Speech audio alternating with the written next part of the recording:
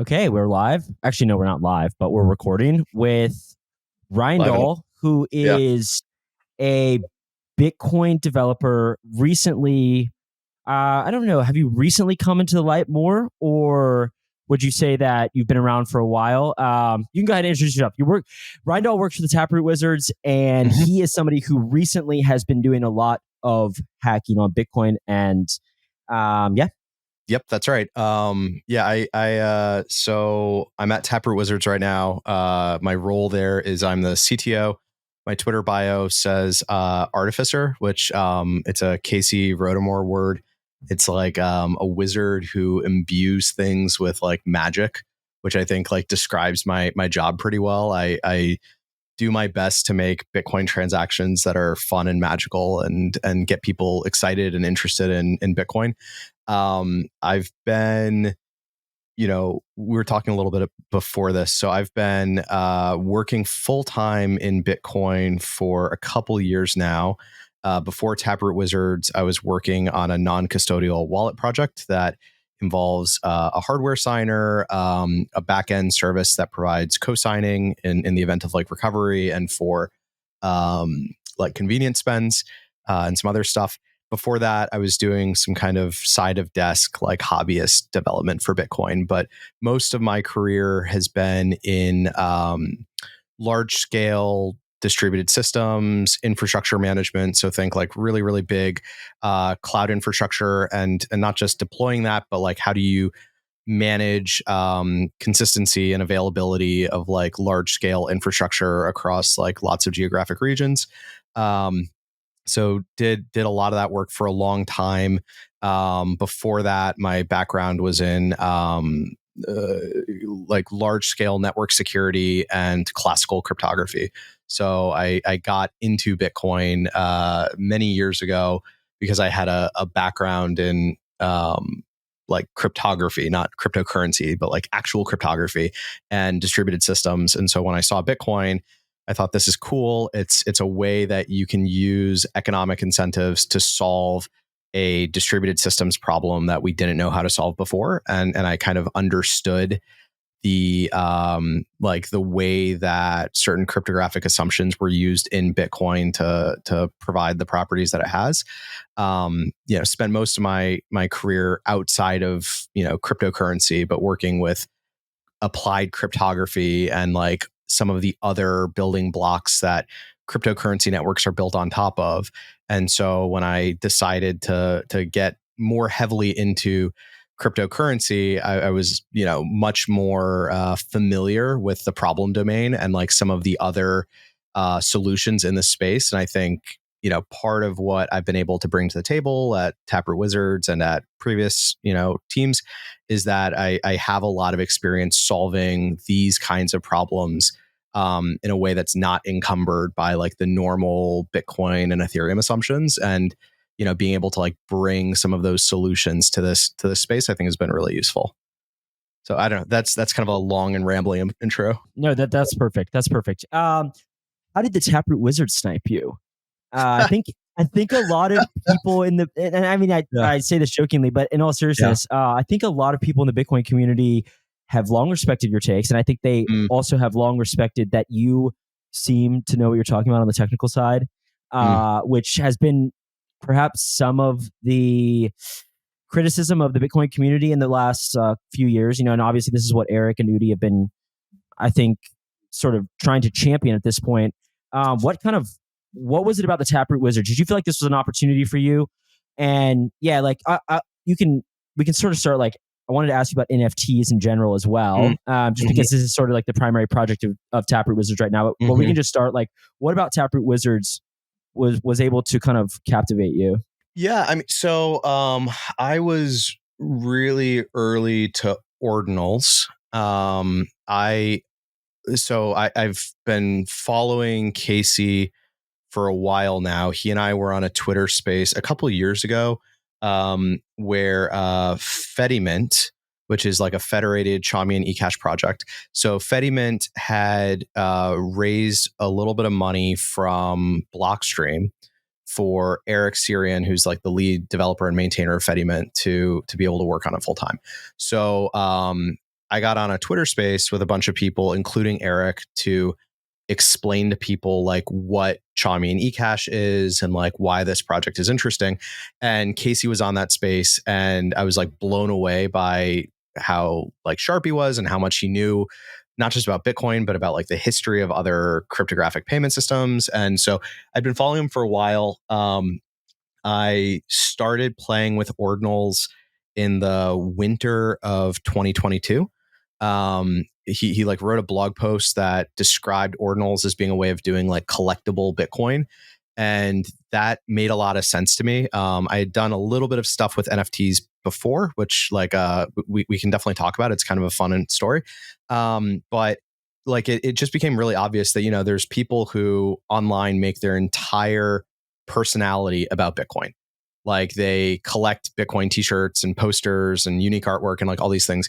It made so much sense to me that you would want to collect unique Bitcoin. Like maybe, you know, Bitcoin that was mined like when your kid was born or when you got married or from like the Binance hack or something. Like, you know, of course you'd want to collect collectible sats.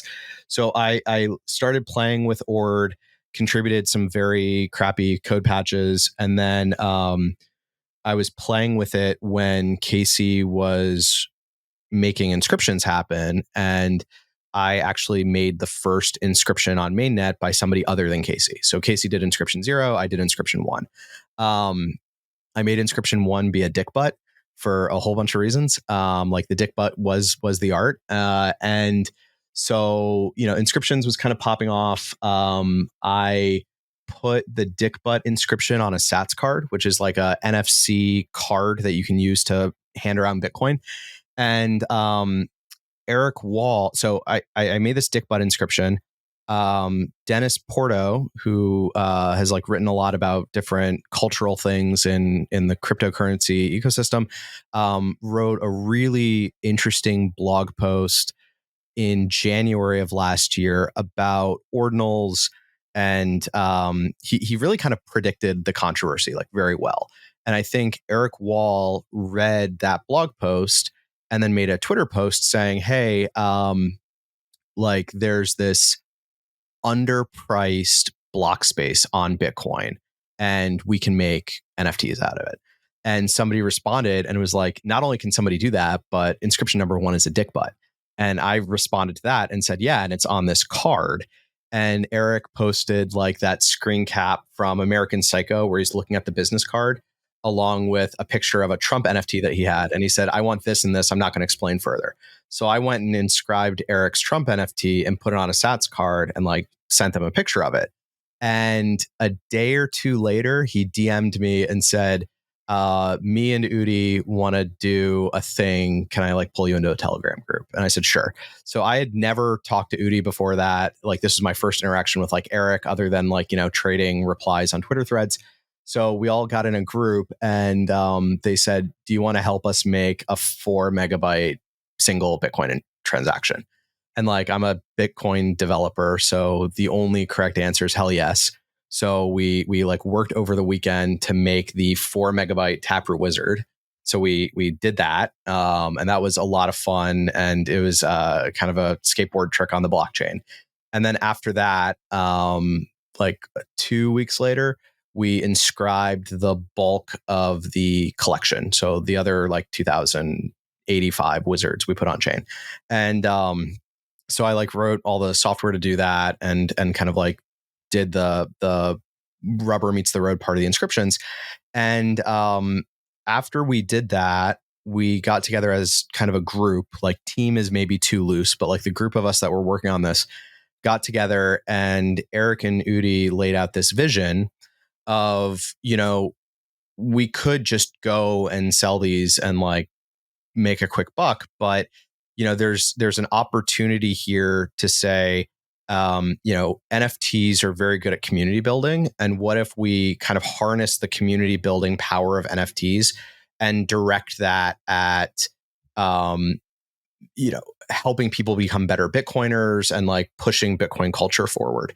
So we came up with this idea, and I say we, like the group came up with this idea of like, let's do the wizard quests.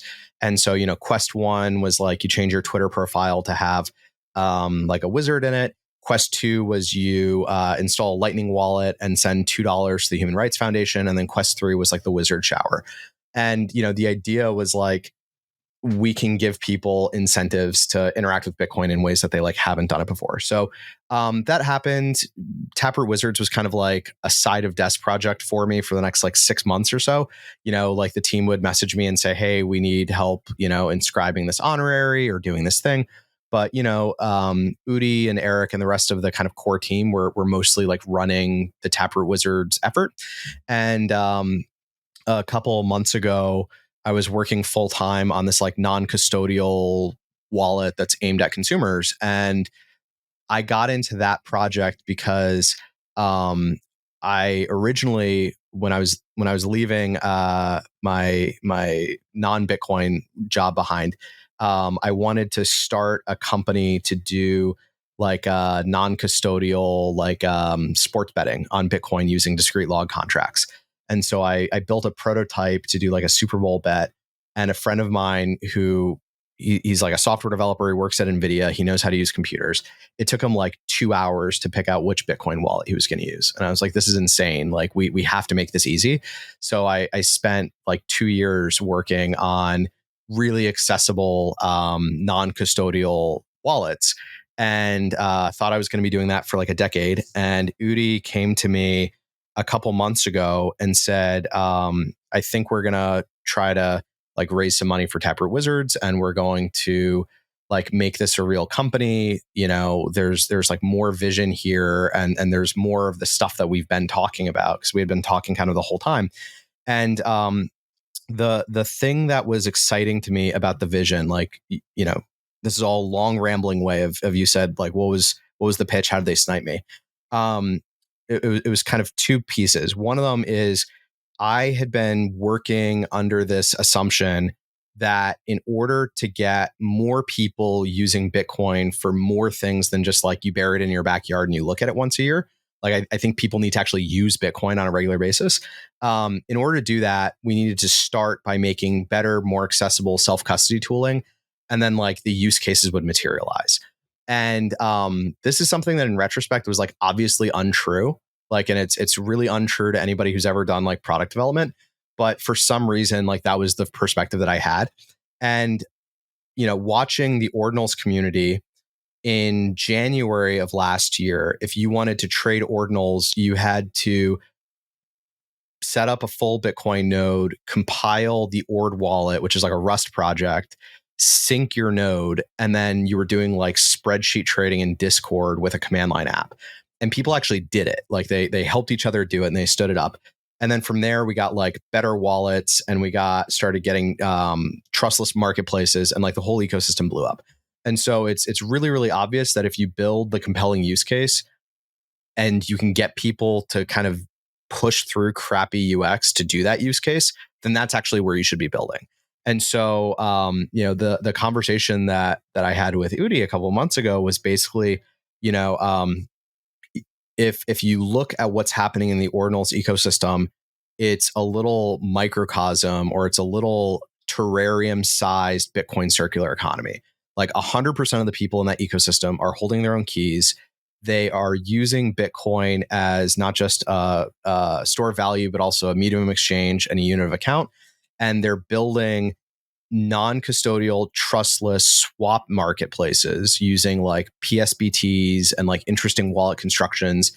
There's companies now that are doing like borrow lend markets using DLCs. Like all the things that people want for a future Bitcoinized world are all being built. It's just being built around JPEGs because speculation is the demand driver. And so it just really struck me that if we wanted to push sort of Bitcoin application tech forward, we needed to be able to do that in a market and an ecosystem where people were actually willing to use it. And Ordinals seems to be that spot. And then the other part of it was, just looking over the last year, I think the impact that Taproot Wizard specifically and the Ordinal community broadly has had on Bitcoin culture has been really profound. And I think you see a lot of people who are either coming to Bitcoin for the first time or coming back to Bitcoin from other places, and they're finding a culture where they feel like they can be included and they can be part of the conversation. And I think that's like really exciting. So I think that, yeah, I mean, like there's just an opportunity here to make the Bitcoin culture like more inclusive and maybe bigger than it was before. And I think that there's also a real opportunity to build products and services that people actually want to use, that maybe some small percentage of them are also more useful generally to like a future Bitcoin economy. So like those two things, put together were kind of the opportunity. I get to wear a wizard hat to work, and like that's a bonus. But like trying to push Bitcoin forward is what I'm here for. Want to ask you quickly, did your mind change about NFTs though? Like, so Yeah. prior to, okay, yeah, like did you when they were elsewhere and when you were witnessing sort of the first explosion of JPEGs on these various blockchains, did you have sort of a cynical view and then you had your mind changed, would you say? Yeah, I had a cynical view for a bunch of reasons. I mean, I think one of them, and I think some of my criticisms of NFTs on other blockchains, whether it's ETH or AVAX or Sol or whatever, like I think some of them are legitimate. And I think some of them are things I was wrong about. So, look, you're trading a token that has a pointer to like an IPFS pin is like not good. And like that was one of my criticisms. I worked a little bit on a project to try to do more durable storage for NFTs at like a infrastructure provider, and that was a major concern in 2021, and I think that that's probably still a concern now. Like IPFS provides naming and delivery, but it doesn't provide durability or availability. And I think that that's something that like your average NFT consumer, I don't know, probably now it's a lot more obvious, but I think like circa 2020, 2021, I think the median NFT enjoyer was probably confused about what things IPFS provided and what things it didn't. So like I thought that was a little bit gross. Generally, I kind of like my view of the world was, and to some extent still is, that I think you're going to end up with this like very bimodal distribution of NFTs over time. So it's going to be this very like bathtub shaped distribution, where on one end you have NFTs that function as Veblen goods, like they're expensive because they're expensive. It's things that are going to have crazy lasting cultural value, and they'll like maintain their value because they're expensive. And then at the other end of the distribution, I like my view of NFTs kind of before ordinals was really that the ultimate use case for NFTs is a tradable DRM token. So like you imagine that you have this NFT in your wallet, you go to some service or website, you log in with your wallet, and your possession of that NFT entitles you to some content or some level of access. So like the really primitive version of this is like people do token gated like discords, right?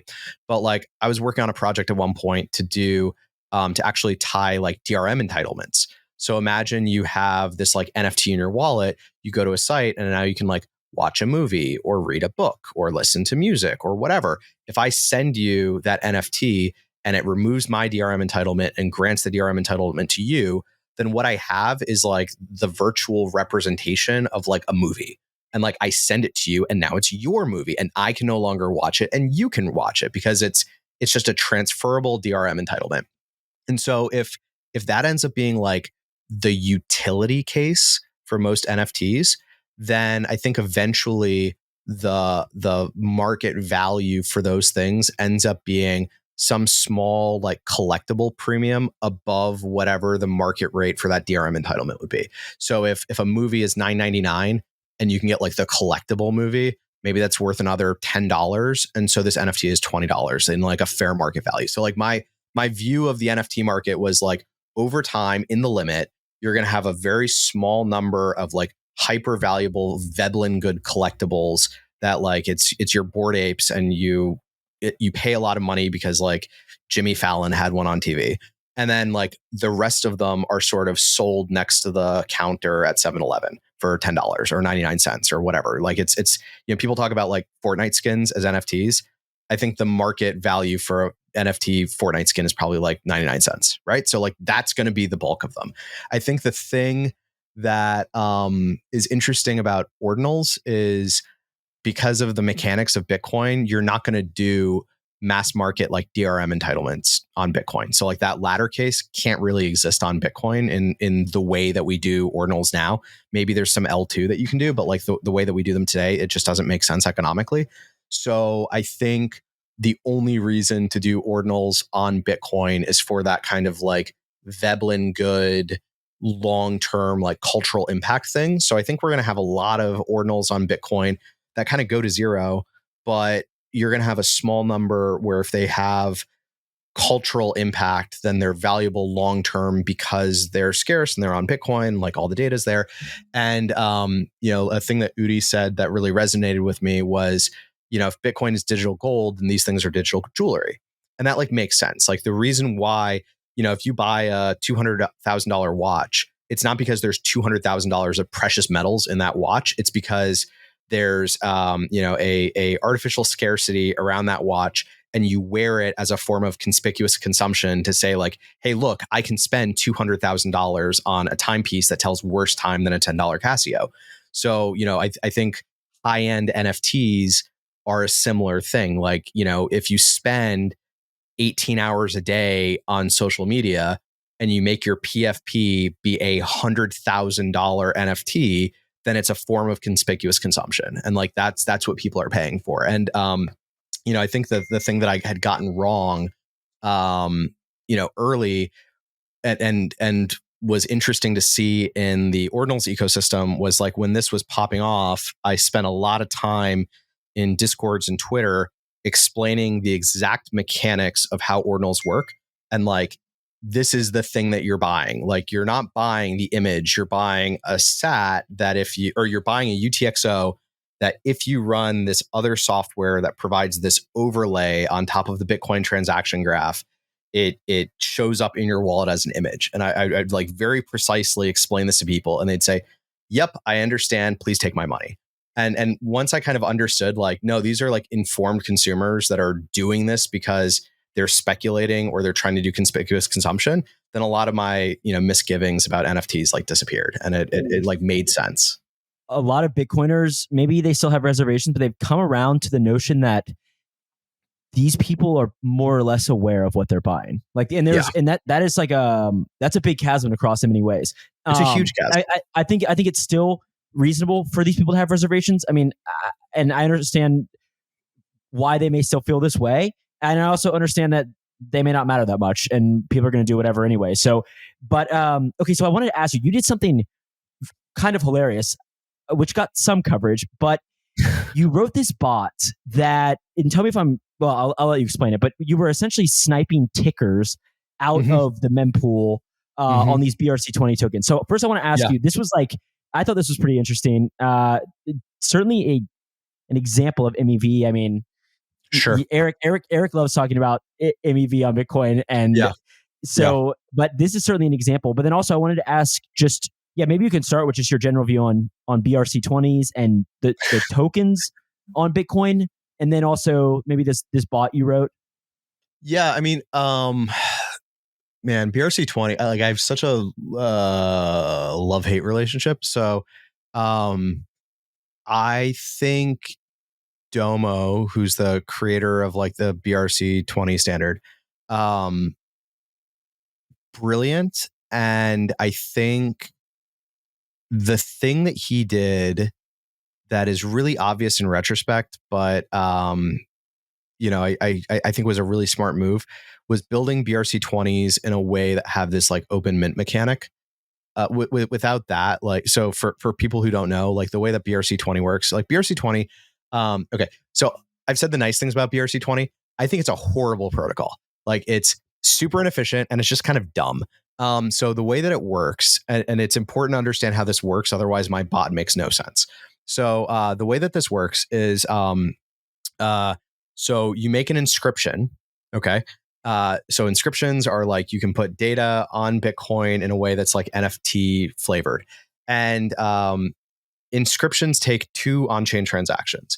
You do what's called a commit and then a reveal, and then you can see the data. So you make an inscription with a little blob of JSON, and it probably should have been something other than JSON, but whatever, it's easy to parse. Little blob of JSON that says, I'm deploying a new coin. So you say, I want to make the Guart coin, the max supply is 20 million. Every time somebody wants to mint one of these, they can make up to 1,000 of them. And here's like the precision, like it can be 8 decimal places or 18 if you want to do it like, Gwei or whatever you want to do. So you make this inscription that says, I'm deploying this contract, hand wave. And the thing that's important is that in that deploy message, there's a ticker for your coin. Tickers have to be 4 characters and they are globally unique. So the first deploy message for the GWAR coin like gets that ticker, and nobody else can claim that ticker ever again. And then what happens is anybody can make another inscription that says mint and says, I want to mint 1,000 GWAR tokens. And what happens is if you're running a BRC20 indexer, it looks at transactions that are made and then basically maintains like account balances. So it's putting an account system on top of Bitcoin. Now, one of the reasons why I think this is dumb, there's a bunch of them. One of them is the way that then you do transfers is, say that I have like 10,000 Guar tokens and I want to send you one of them. I inscribe a transfer message and then I send you the transfer inscription, and then it updates both of our account balances. But once I've done that, once I've sent you that transfer inscription, that inscription is now not worth anything anymore. Like, so we're using inscriptions as like a data publication mechanism, but the token value isn't actually tied to the inscription. The inscription is just there to publish like an announcement of intent. And then the indexer has to parse that, apply some set of consensus rules, and then update account balances. So one of the effects of this is you have a lot of these inscriptions that are like spent messages that are sitting in people's wallets that have zero value. And people make them really small. They make them dust sized. So they also usually have like no incentive to clean them up. So a lot of like the UTXO set increase that we've seen over the last year, and like the rate of that increase going vertical, is that there's a lot of incentive to create these messages, but then no incentive to actually consume those UTXOs, because it actually costs like more in fees than you're going to get back from like reclaiming those UTXOs. So that's like one problem. Another problem is, I said, if you want to make Guart token and it has a token, a max supply of 20 million, and every time somebody mints it, they can make 1,000. That means that it's going to take 20,000 inscriptions in order to like mint out the balance. Each inscription is 2 on-chain transactions. So if you deploy the Guar token and like really publicize it, then it's going to result in 40,000 on-chain transactions to mint out the supply. That's before anybody's transferred it. That's before any trading. It's just like 40,000 inscriptions.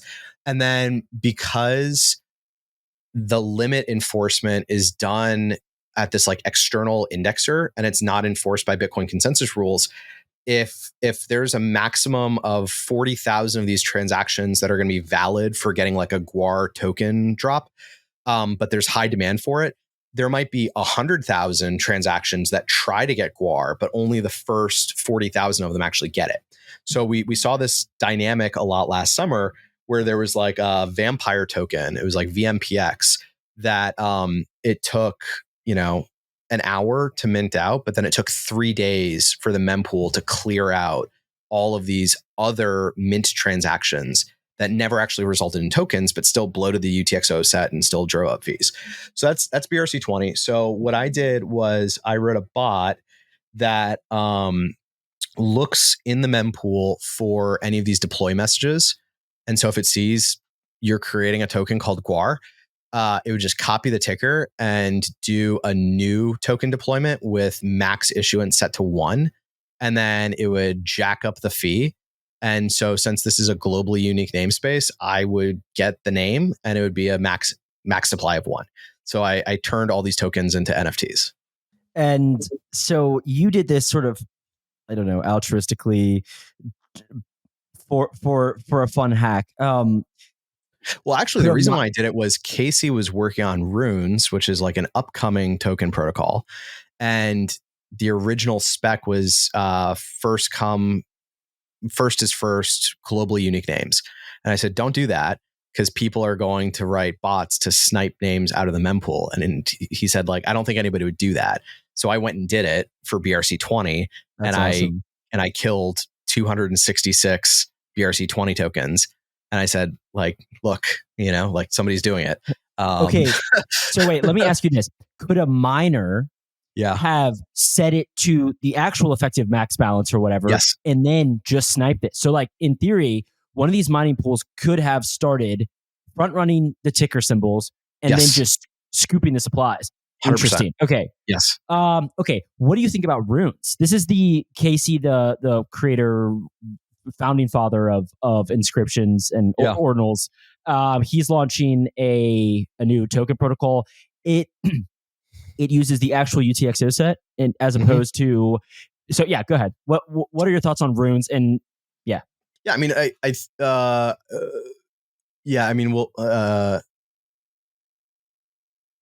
it seems like a much better design protocol than BRC20. I think it's better designed for a couple of reasons. One of them is the token value actually follows Bitcoin UTXOs, which is good from a harm reduction perspective. Because like one of the things I really like about inscriptions is it's really obvious that Casey spent a lot of time thinking about how do you do NFTs on layer one Bitcoin in a way that minimizes the negative effects that kind of data publication would have on the layer one chain.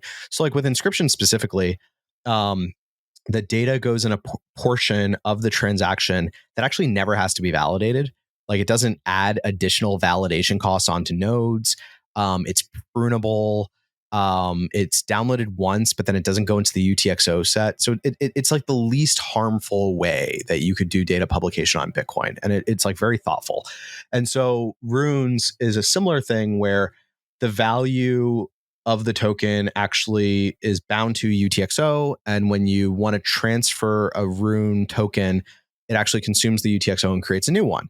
So, like what we want is for the size of the UTXO set to kind of grow roughly linearly with like the amount of actual like token balances in the system. Whereas with BRC20, you kind of have this like ratcheting effect of like, it'll always kind of increase, but it never really decreases unless people have extra incentive. So Runes is better from like a, being a good citizen like perspective. That's nice. The other thing that's really nice about it following the UTXO model is I think I haven't seen anybody actually do it or write it up, but I suspect that Runes is probably better suited to lift onto Bitcoin layer twos. So if you wanted to be able to do like Runes over Lightning, it seems like you should be able to do that. If you wanted to be able to do Runes in like a state chain Mercury layer kind of thing, like you should be able to do that. Runes also, so like another thing that's tricky about BRC20s is because they have this account model that's like overlaid and depends on ordering. Like your BRC20 token balance depends not just on the state of your transactions, but actually like global state. Because if there's 10 tokens that can be issued and there's 20 transactions that happen, you have to look at order of block inclusion to see like which 10 are valid and say these other 10 are invalid. With Runes, you can validate the validity of a rune by looking at a particular UTXO and then following its ancestors backwards to see if it lands at like token issuance and then validating all of the transactions going forward. So that means that you could do things like have an SPV proof of your runes. Like if I have a light wallet, like a lightweight wallet that gets SPV proofs from like a full node, I could fetch a series of SPV proofs and then do a bunch of like validation on that and have like a high degree of assurance that my rune is actually mine and it's actually valid in a way that you can't with other token protocols. So I think that's really cool. Casey did the smart thing and built it so that you can do open minting. with runes, which I think is important because if you want to compete with BRC20 in the marketplace, you need to be able to compete at the killer feature. And like the killer feature of BRC20 is this like open minting mechanic. Yeah, I'm cautiously optimistic. I think it's it has the potential to be really popular. Do you think? What are your overarching thoughts on tokens on Bitcoin? Is this a pause? Actually, let me ask this another way. Do you delineate tokens with pictures versus tokens without pictures? Like, because this is something quite interesting to me. Like, it does seem that some people have drawn lines in the sand, and it's not immediately clear to me why sometimes. Like, and especially if, I guess maybe this is a bit of a cynical rationale, but like, if 99% of people are speculating on NFTs, Yeah. and 99% of people are speculating on the tokens without JPEGs attached, like functionally, it's like, are we trying to ascribe some like this is okay versus this is not? And this is what I've wondered just in general about, maybe more specifically with how Bitcoiners have looked at this, because I have seen some Bitcoiners have very strong conviction about NFTs and like loving the fact that there's NFTs, and then have very strong reservations about tokens and BRC20s. And I found it interesting. Like, is there some type of, what are your thoughts?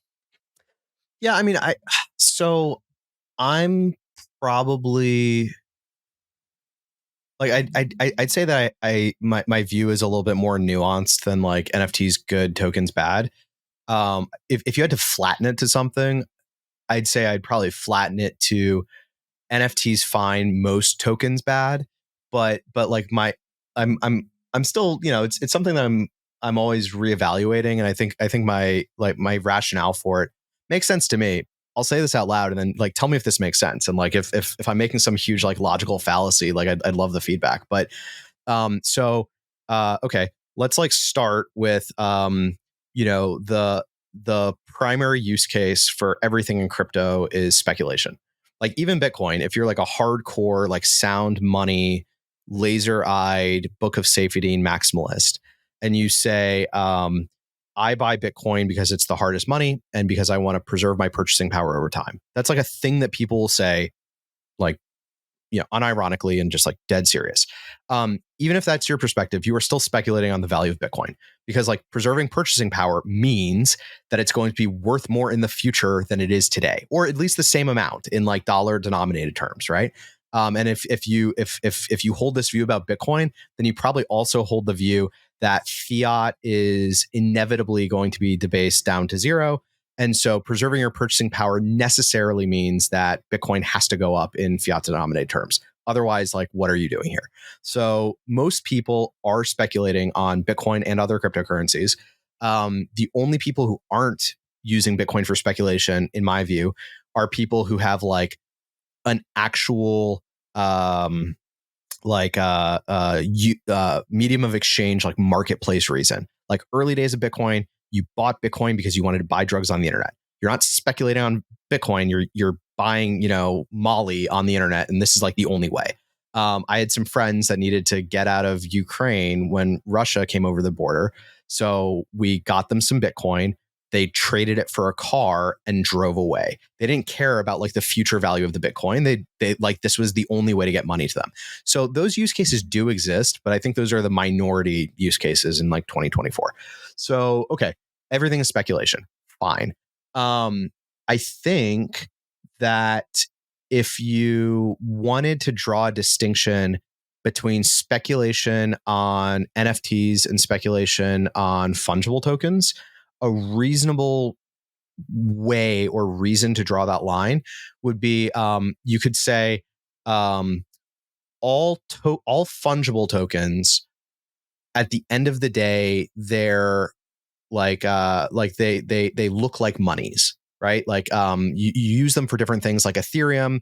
The reason why you use it as money is because you can pay gas, and the theoretical future value is that the Ethereum blockchain is going to be a useful application platform for all these things. And so I speculate that by owning the gas token for it, like that will become more valuable in the future. With Bitcoin, there's like the scarcity bit, and then there's also like you have to pay Bitcoin transaction fees with Bitcoin. And so if the Bitcoin network is more useful for money in the future, then holding Bitcoin should like be more valuable in the future. NFTs are collectibles, right? Like you buy this thing and it's unique and it has a low number of items. And so you're saying like, oh yeah, there's only 50 of these. So I'm speculating that people want this collectible. I think that that's actually different from saying I've got this fungible token. At the end of the day, the core use case for all of them is sending and receiving. So if you're speculating on monies, ultimately you want there to be like a small number of monies, because like the net value, utility value of a money is that like the more people accept your currency, the more valuable your currency is. So you don't want there to be 10,000 currencies. You want there to be like one or two, so that you don't have to like exchange in and out of different currency pairs whenever you want to buy a sandwich or whatever you want to do. So I think from like a purely self-serving, like maximizing your future value perspective, I think it's totally rational to say, I want my monies to be as few as possible, because I want there to be like one or two currencies that everybody uses to maximize interoperability. And then collectibles are collectibles. And like NFTs don't really compete for monetary interoperability against Bitcoin the way that like Ethereum or Sol or AVAX compete with Bitcoin, right? Like Ethereum, if you ignore the smart contract bit, Ethereum kind of like directly competes with Bitcoin. I don't think anybody would reasonably say like, oh yeah, in the future you're going to buy your cup of coffee with your Bored Ape. Like that doesn't make sense. That's not what you buy it for. So I think that there is a rationale that you can draw to say, I am perfectly comfortable helping people speculate on collectibles, but I want the number of monies in the world to reduce. And so I don't want to be propagating more monies. I don't know if I buy that, but I think that that's like an argument that you could make reasonably. No, I think I probably agree with you mainly. I will say, with Yeah. that said, tokens now, especially, I mean, you have like, I would sort of delineate between L1 gas tokens maybe Uh-huh. versus application tokens. A Yep. lot of application tokens now present themselves more like equities, or so they confer some rights. And this is what I'm Yep. sort of curious. I mean, is this something that you see potentially happening with Bitcoin protocols built atop? Yeah. I mean, maybe there are some intricacies to the L1 of Bitcoin that make this a little bit more difficult. Just maybe at the starting point of where I've kind of thought about this. Like we're already far enough along without a lot of Turing completeness or expressivity and a lot of Yeah.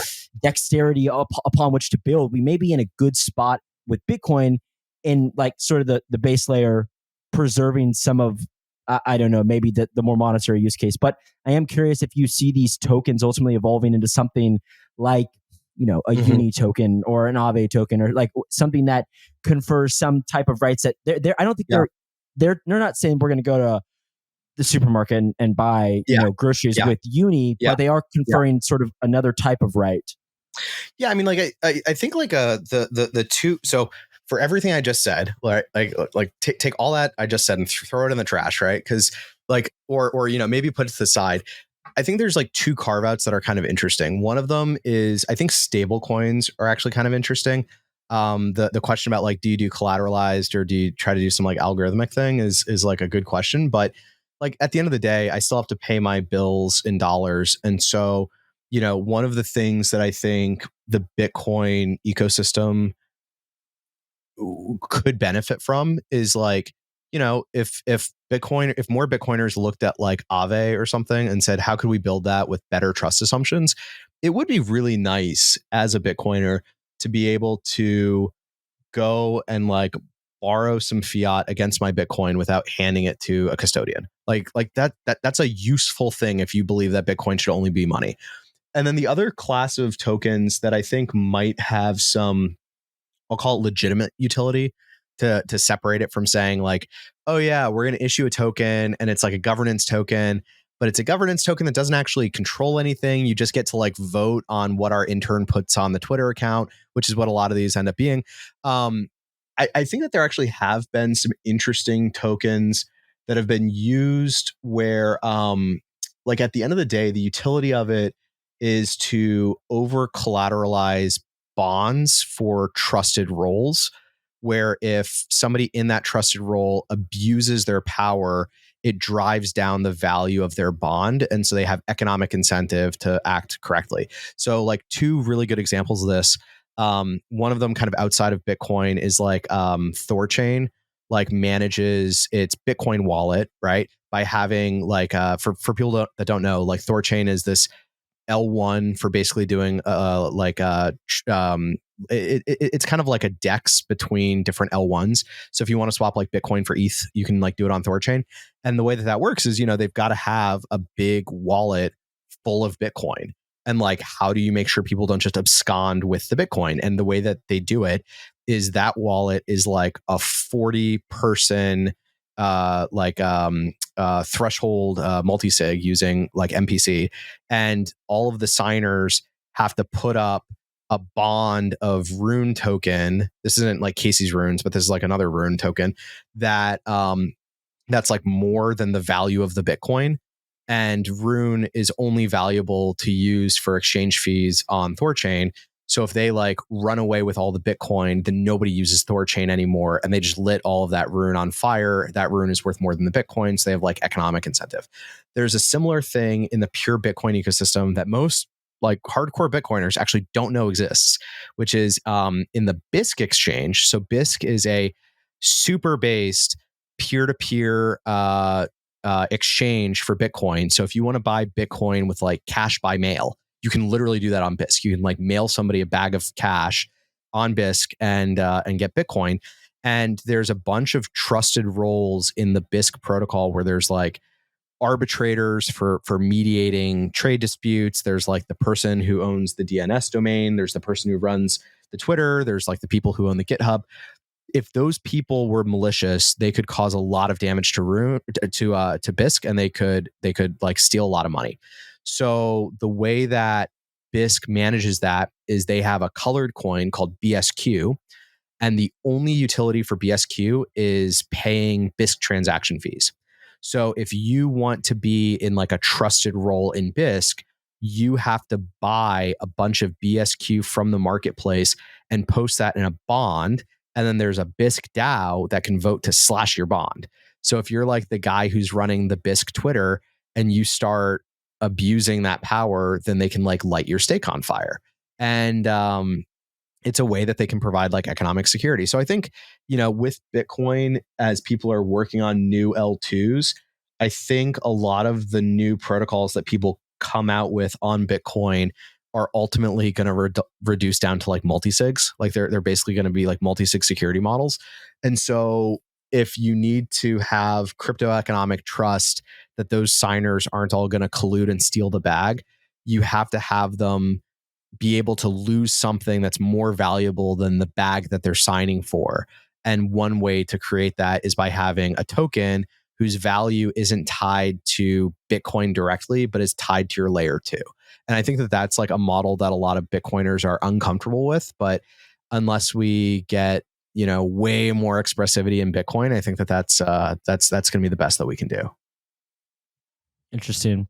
Well, that's a good segue into layer 2 development. I talked to Eric first podcast, and he is. It was a good episode. I really liked it. Okay, well, thank you. I appreciate that. So obviously he's been in the weeds on rollups recently. There's been a lot of talk about rollups. I see you still hacking around with Lightning, talking about space chains, talking about a lot of these. It's interesting. I want to hear your views on rollups, and we go from there. Rollups are interesting. I'm really interested in rollups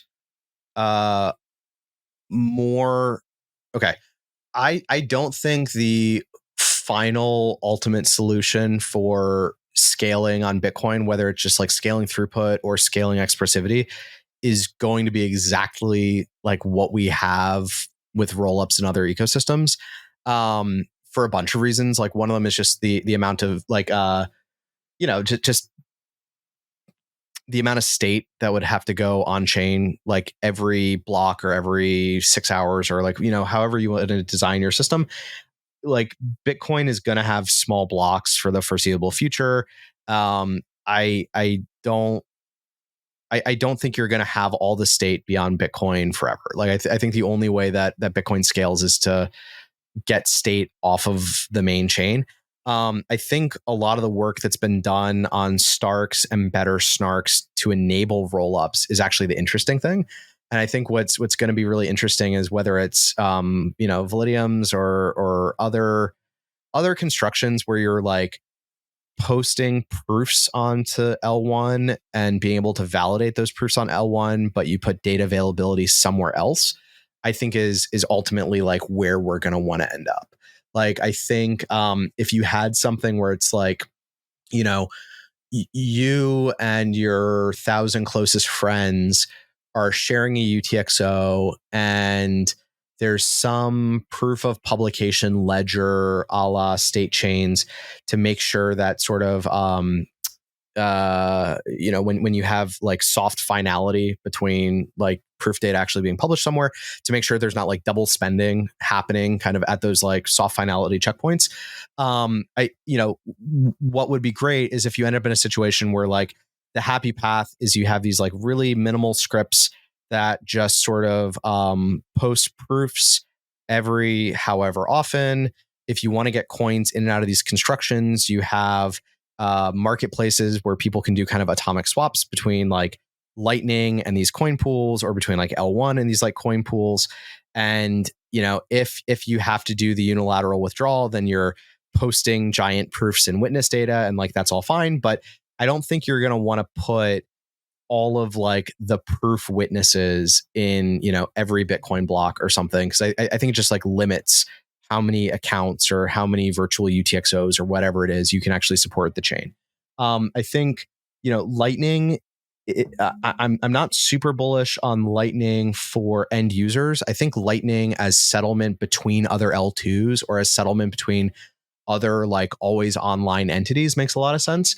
But I think that there's probably a lot of lessons that we can draw from Lightning about like how do we do state management between like pairs of people offline in a way that's reasonably decentralized. I think is like interesting. I think that there's like a whole design space for how do we do multi-party like state publishing and reconciliation that a lot of people have just sidestepped, because they say, okay, we're going to publish all the data to ETH L1, and then like when that gets too full, we'll just like throw it over the wall to some other blockchain.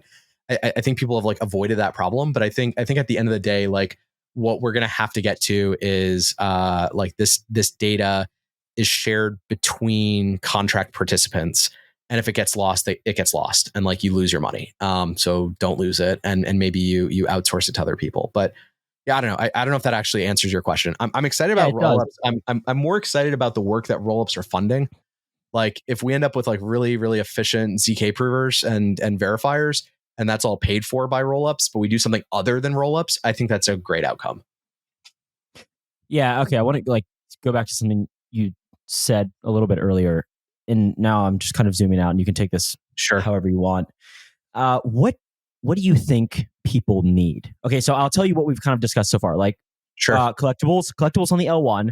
Okay, and I think we're still sort of experimenting there. It's these are like off-chain consensus protocols anyways, so like we're kind of going to settle around something, but it seems like ordinals and BRC20s and maybe runes, so like we're going to have some L1 tokens and collectibles, and we'll see where that goes. Cold storage, wallets, self-custody, like that seems like a priority for you. This has been a priority for Bitcoiners for a long time. It's probably not solved yet, but like this is something that you seem to think is paramount. And I think anybody who is in crypto and at least believes in the self-sovereignty aspects, like this has got to be like one of the most integral aspects, right? What else do you think people need? Because this is something I struggle with. Like, honestly, I mean, you can probably see from a lot of my tweets, like trolling about this. Like, a lot of times I'm genuinely curious. Like, we can experiment and we can do all of this, innovation, so on and so forth. But like, it's not immediately clear to me, like what financial primitives, like you were talking about being able to borrow against your Bitcoin. I think this should be an obvious use case, right? But like when it starts to get into more complex financial systems, I'm like, I really don't know. And also, not only do I not know, but I also don't know if maybe that's okay on Ethereum or maybe that's okay on Solana. Like, you know what I mean? And so what do you look at and say Bitcoin? Oh, actually, let me phrase this more specifically. What do you look at in other ecosystems that have progressed to the point where we are, and you say, oh, Bitcoin really needs that? There are people who really need that are Bitcoiners. Yeah, I mean, so I think there's kind of two. Yeah, I'd say there's like two big things that if all you care about is Bitcoin is better money for whatever better means, maybe that's supply cap, maybe it's censorship resistance, like whatever that thing is. I think there's like two big things that are missing right now. One of them is some kind of reactive security component for L1 Bitcoin. I think that's probably something like a vault.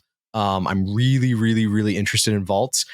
Before we just got on the phone, I just finished making a crappy but kind of impressive vault using only opcat. And so I'm like writing up a README about it, and hopefully later today I'm going to be like publishing it on a bunch of places for people to look at and start throwing tomatoes.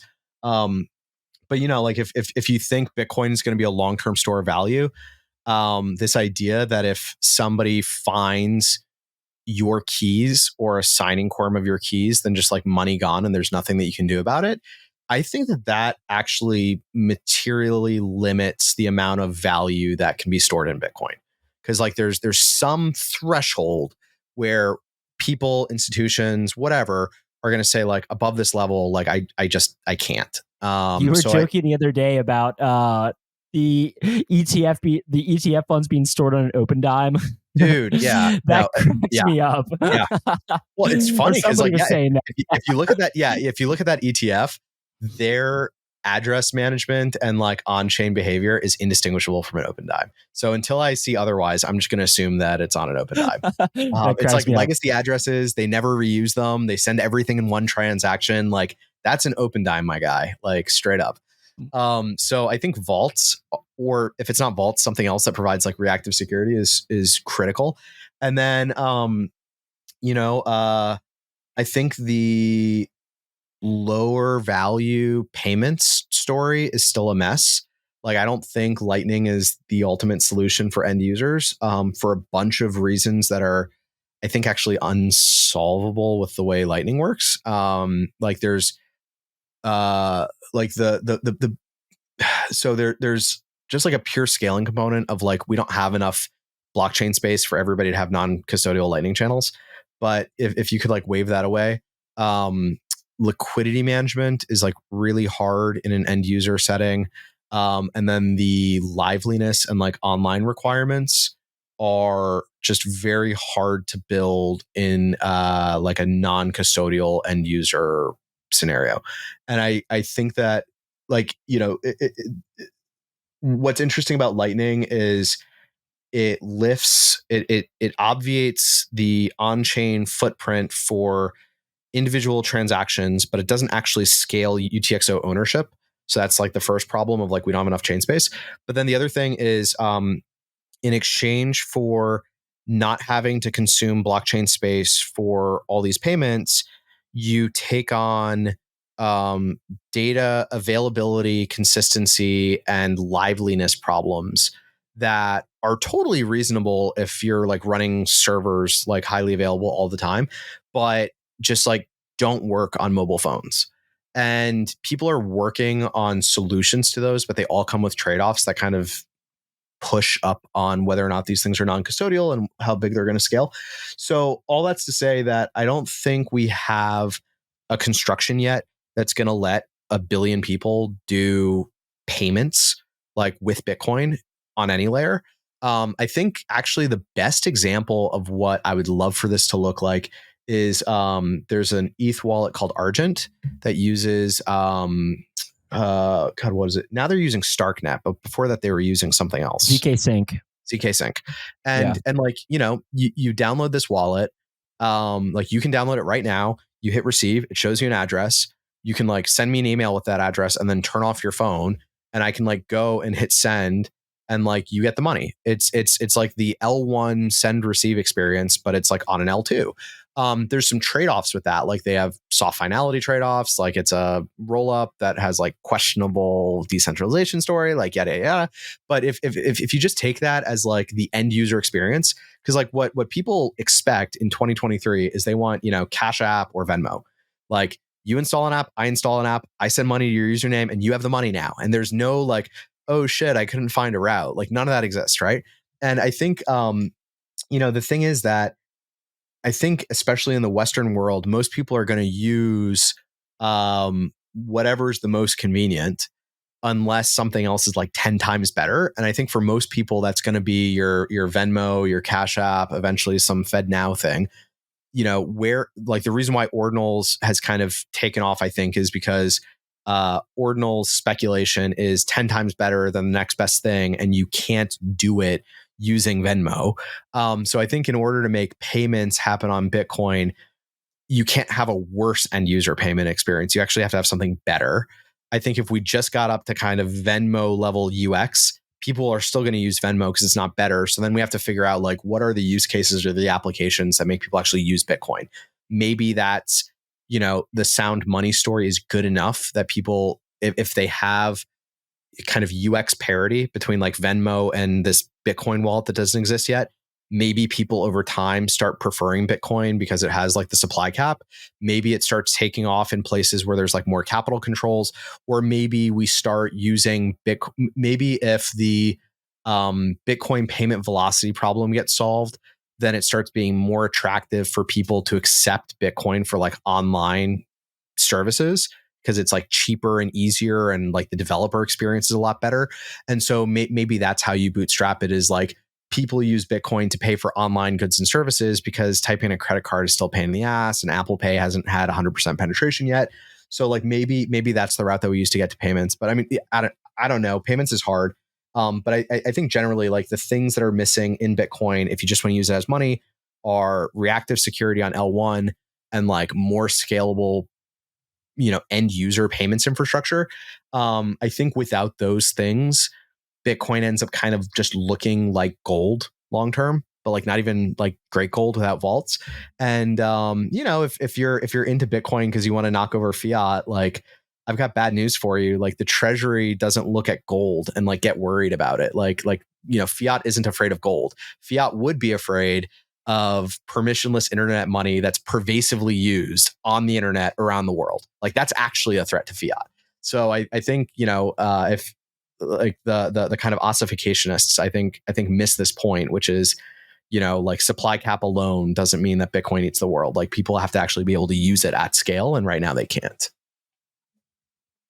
Yeah, I think that's spot on. I think it's quite interesting that the direction you went with that was probably what I would agree with regards to Bitcoin. Yeah. I mean, I think there's a lot of discussion, maybe not just as of late, but more recently, about all the financial primitives and so on and so forth that we can build. And yeah, I mean, I think a lot of this has to do with roll-ups, what we're seeing there. You're working on, okay, so explain a very quick summary of covenants, and then we can talk about, you've been sort of hacking away at OP-Cat recently. And I think this was the inspiration for the most recent Taproot Wizards collection as well. Yep. So yeah, what are you working on, and what are your thoughts on covenants, at least right now? Yeah. So I mean, the short version for covenants is so every Bitcoin address is actually a little smart contract, and Bitcoin just has very restrictive smart contracting primitives. So like the kinds of smart contracts that you can write with Bitcoin right now are so every Bitcoin transaction has like inputs and outputs. right? So like money comes in, money goes out. Bitcoin smart contracts let you put restrictions on what conditions have to be satisfied on the inputs in order to spend this money. So if you think about just like normal Bitcoin transaction, I send you Bitcoin. You can spend this Bitcoin as long as you can produce a signature with a particular key pair, then you can spend the Bitcoin. Or you set up a multi-sig. As long as you can produce signatures with 2 out of these 3 keys. Or you can do a time lock. As long as I can produce signatures with 2 out of these 3 keys, and it's been 144 blocks, then you can spend the Bitcoin. So all of the Bitcoin sort of smart contracting primitives are all restrictions on the input side of a transaction. Covenants are a class of capabilities for putting restrictions on the output side.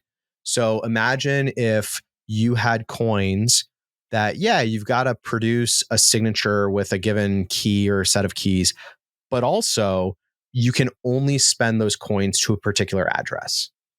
Or imagine if there's like an or in your script, like a disjunction where you say, I can spend these coins with my single sig to a particular address, or I can spend my coins with these 2 keys to any address. Like that starts getting more interesting because now you can have a situation where you say like, all right, my cold storage, my store of value, my wealth, my savings, I'm going to have like an approved address. And maybe this is like my Coinbase account, or maybe it's like a hot wallet or something. And I can just push a button and sort of withdraw some amount of coins from my cold storage to like my warm storage. But if I want to send my coins to anywhere else, then I have to go on the big like national treasure hunt and like gather 15 keys together and bring them all together. Right. And so covenants are just like, how do you restrict the future movement of coins? Not just like how do you unlock them, but how do you restrict where they go? And the reason why that's interesting, one of them is like what I just described about like having more flexible spending conditions, but also if you wanted to do like multi-party ownership. So let's say that there's 5 people who all want to contribute 1 Bitcoin into like a shared UTXO. What you'd like to be able to do is set up a construction where it's like, if everybody agrees, then so this is like a little mini DAO, right? If everybody agrees, then the coins can go everywhere. But at any point, if one person wants to be able to just take their money and leave and unilaterally exit, then they need to be able to construct a transaction that says, out of this 5 Bitcoin UTXO, 1 Bitcoin goes to my address and 4 Bitcoin goes back to this new address that's like composed of the remaining signers. So in order to do that, like you have to have one person be able to sign a transaction that doesn't have arbitrary spendability, but has restrictions on how they spend it. Like I can take my money and leave, but I can't take your money and leave. So that general idea ends up being the root of a lot of ideas that people have for how we do for how we scale Bitcoin. Because like there's not enough chain space for everybody in the world to have a UTXO. So maybe what we can do instead is have more people sharing UTXOs. But in order for them to share UTXOs, they have to be able to unilaterally exit, or we might as well just have like custodial bank accounts. So you'll if people like want to dig into these ideas, you'll see things listed like coin pools or lightning channel factories. All of these things rely on there being some off-chain protocol to coordinate signatures for how you sort of advance the state of a shared UTXO, but you still have some unilateral spendability. So there's a lot of different ways to build this. So like the one that I think has probably the most community consensus is this idea from a guy named Jeremy Rubin called OpCTV. It's check template verify. So this is like you can make like a future transaction, hash it, and then commit to that hash in your script. And so when you go to spend, you say, I can spend as long as this transaction sort of matches this hash commitment that I've previously committed to. And if you imagine having like a tree of those things, then you can have sort of like multiple successive transactions all like committed ahead of time and say coins have to move along these like pre-computed paths And that's like really interesting. So CTV is one. There's another one called Any Prev Out, which like Lightning people really like because it enables like a better version of Lightning.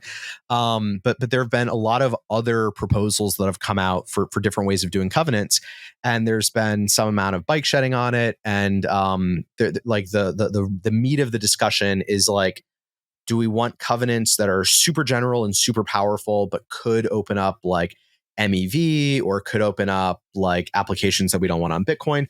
Or do we want to do like hyper restrictive covenants that are very particular to use cases? And if we go that direction, like which are the right use cases? What's the optimal thing? So finding like the right place in that sort of spectrum is where like the smart part of the discussion is. There's a dumb discussion, which is like we should never change Bitcoin. It's perfect, like ossify it. But like those people are dumb. But like the smart discussion is like how general should this be? So what we did on Taproot Wizards is there's been a lot of discussion mostly around either CTV or kind of derivatives of it, where people have looked at CTV and made it like a little bit more general or a little bit more specific, or like, but they're all kind of like flavors of CTV. One of the things that always comes up in these discussions is in 2021, Andrew Polstra, who's like a absolutely brilliant researcher at Blockstream, wrote a blog post basically saying, if you just had opcat, which is concatenate. So you take two elements and you smush them together. If you just had opcat, you could do some Schnorr signature magic and do covenants. And he like didn't produce any code. He didn't like build any applications. He just like yeeted this blog post out there. And ever since then, anytime anybody talks about CTV, people say like, oh, we shouldn't do CTV. We should just do cat. And so an idea that we had was, if we think that we can use NFTs to rally a community and get people to unite behind a common cause and like push something forward, which usually people do that just to like, pump their bags. Could we harness that energy and use it to try to push like the covenant conversation forward? So we think it's super important at Taproot Wizards that Bitcoin gets some kind of covenant, whether that's opcat or if it's CTV or if it's something else. We're kind of happy. Like we think that we need covenants in order to build these new primitives for Bitcoin, but we think that the conversation has stalled out and gotten stuck. And we think one of the reasons why that conversation has stalled out and gotten stuck is that it's a very small group of people who are talking about it. They've been having the same conversation for a couple of years. And, there just needs to be like more energy and enthusiasm and discussion. And maybe we need to get like new ideas into the space. And so what we decided to do was build a set of cats, because like everybody loves cats, that specifically draw attention to opcat and like the cat flavored version of covenants. But we want to encourage people to look at and explore and experiment with covenants generally. And if the outcome of opcat and us trying to push the covenant conversation forward, if the outcome of that is, the Bitcoin community comes to consensus that like, we don't actually want cat, we want this other thing. And maybe it's informed by the work on cat, maybe it's not, like whatever. But if we move forward and we get to something, then like, that's a great outcome. If the, outcome is like, oh, wow, cat is actually what we want, or maybe it's not cat on its own, maybe it's cat with some other opcodes and we bundle that up into a soft fork and we all get excited about it. Like, that's great too. But what we're trying to do is just move the conversation forward and either get covenants into Bitcoin or come to agreement that covenants are never going to happen. And we have to find some other way of enabling this functionality. And maybe it's like opzk verify. Maybe it's something that nobody's thought of before. Like, I don't really know.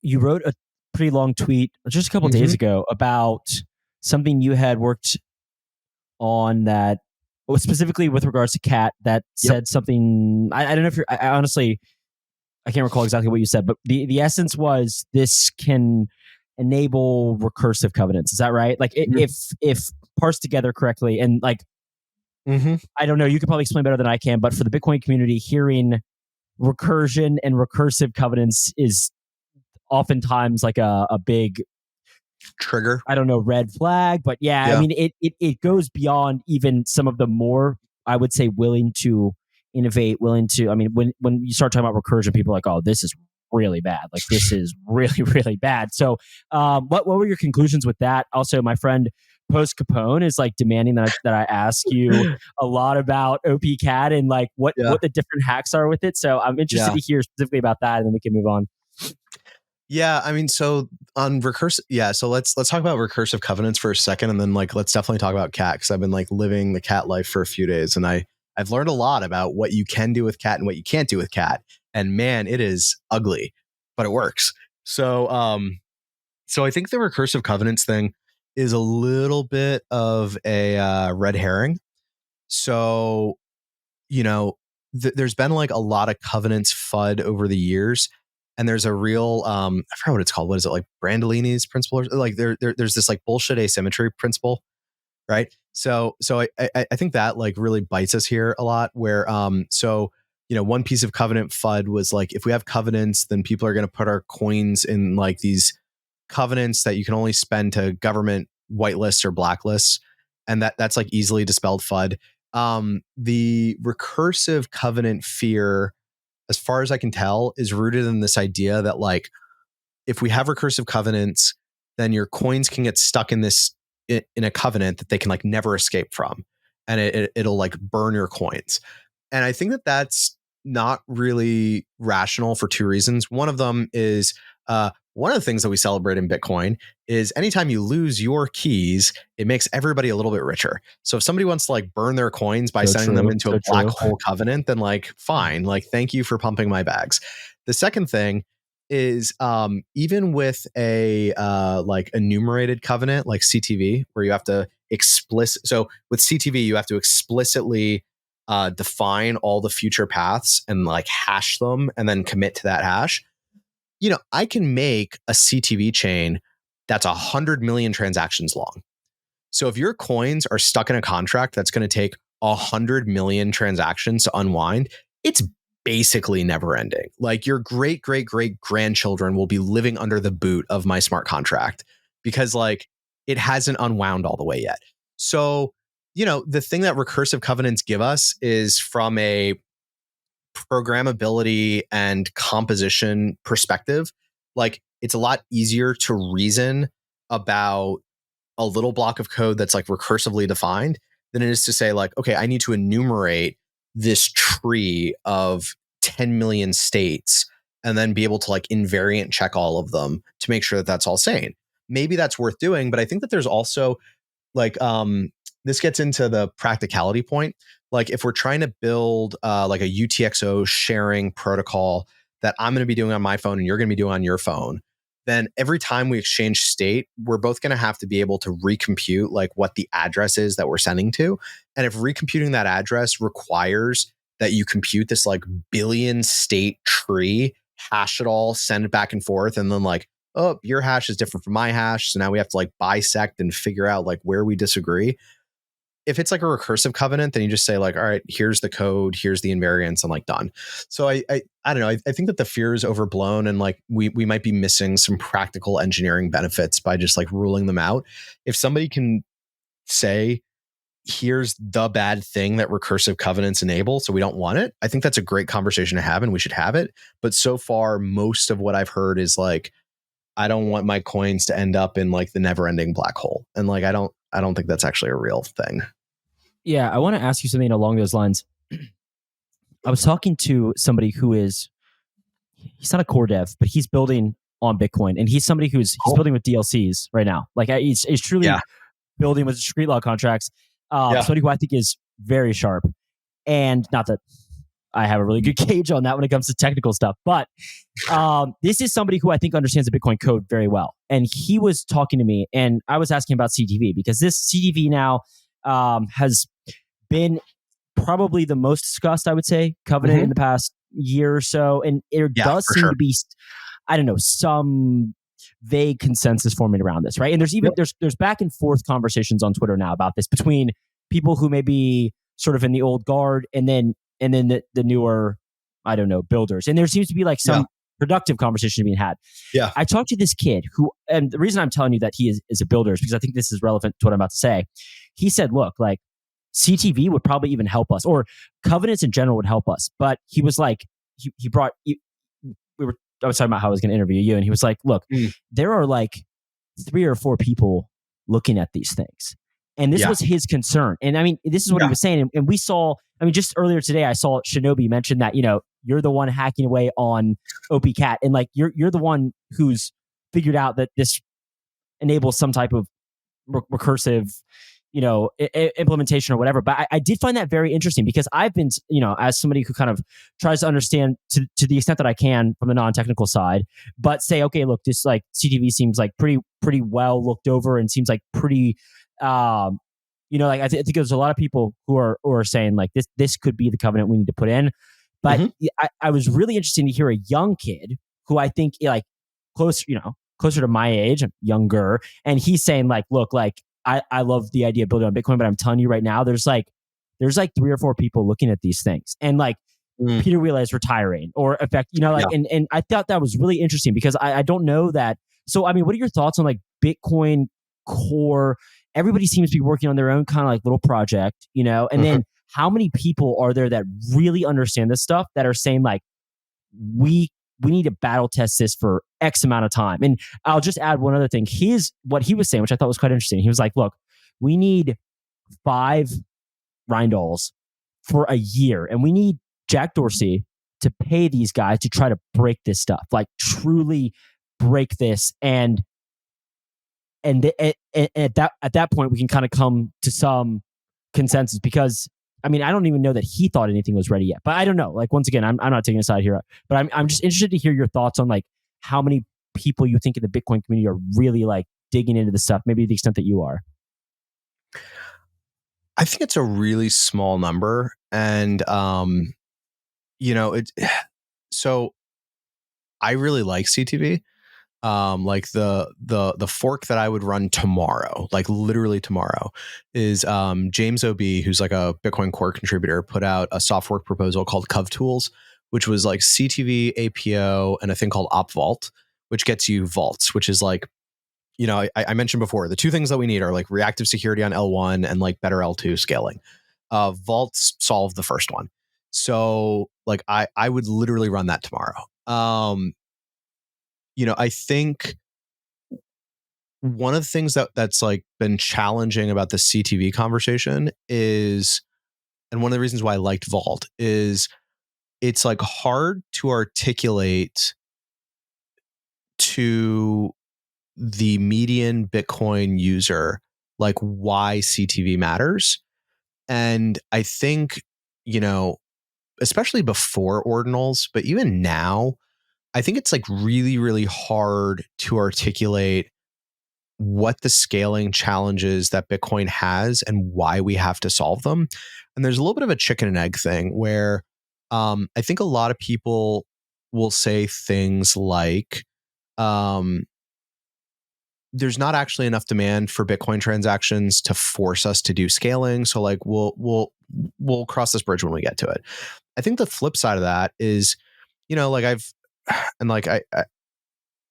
don't want to do like an appeal to authority thing, but like I've worked at a lot of large companies and small companies, like I've done startups, I've done Fortune 5 companies where we're evaluating, technology. And in one of them, I was leading an effort to try to do something that involved integrating with a public blockchain. And, when you look at use at that scale, looking at a technology that has a hard transaction like cap and there's no clear actionable path to fix it is like a problem, right? Like if we build the crazy layer 2 thing that could do like easy end user non-custodial payments, even if it didn't get picked up tomorrow, the fact that it exists and is practical, I think would actually bring a lot of development to Bitcoin. Because I think there's a lot of people for whom like Bitcoin would be a good technology, but they say like there isn't a credible path to all of this scaling yet. And so like we're not going to make the investment. So all that's to say that like I think one of the things that's hard about the covenants discussion generally is, you like in order to care about that conversation, you have to simultaneously be able to acknowledge Bitcoin's current limitations and also be optimistic that in spite of those limitations, demand is going to grow over time. And if you can acknowledge both those things, then you say, all right, we have to do something. And then the funnel gets narrower, because then in order to like understand the trade-offs in the design space, like you have to be technical. You do have to push back on some existing Bitcoin like marketing and dogma. Like I've gotten this pushback a lot where we say, hey, we need covenants, and people say, why do you need to change L1, change L2? And it's like, no. The problem is you can't do L2s without changing the L1 in the way that we want to. And so, I think it's like you're already starting with like a small subset of the Bitcoin user base who actually care about this and are actually equipped to have meaningful conversations about it. And then out of that subset of people, you've got a lot of developers who are just like interested in other stuff. Like, Peter Wolla, he's been working a whole bunch on a thing called BIP 324, which is like encrypted P2P transport. It's like super important work. It's really hard. I'm glad he's doing it. But like, that's time he's not spending on covenants. And like, maybe he's just not interested in it. And like, that's fine. Like, Bitcoin's an open participation system. Like, you can work on whatever you want. I'm not going to berate people for not working on the things that I think that they should be working on. But like, there is just this like small number of people are like interested in this problem. And then, like out of that group, I think that then there's an even smaller number of people who are actually willing to like go and write applications. Like, there's a lot of people who kind of understand the economics, but like aren't devs. And then, we've shrunk the funnel down to a very small group of people who can actually like go write code and are inclined to do that. And then I think you then run into this other problem, which is like, okay, you can go and build a demo application to show this stuff off, but without money at stake, nobody's going to use it. And then people point to the lack of use and say, see, there's no market demand. Like if we really needed CTV, then people would be going and using this like CTV app on testnet. But because nobody's using it, I guess CTV isn't actually the real thing. And then there's like a chicken and egg thing of like, I worked at a wallet before Taproot Wizards.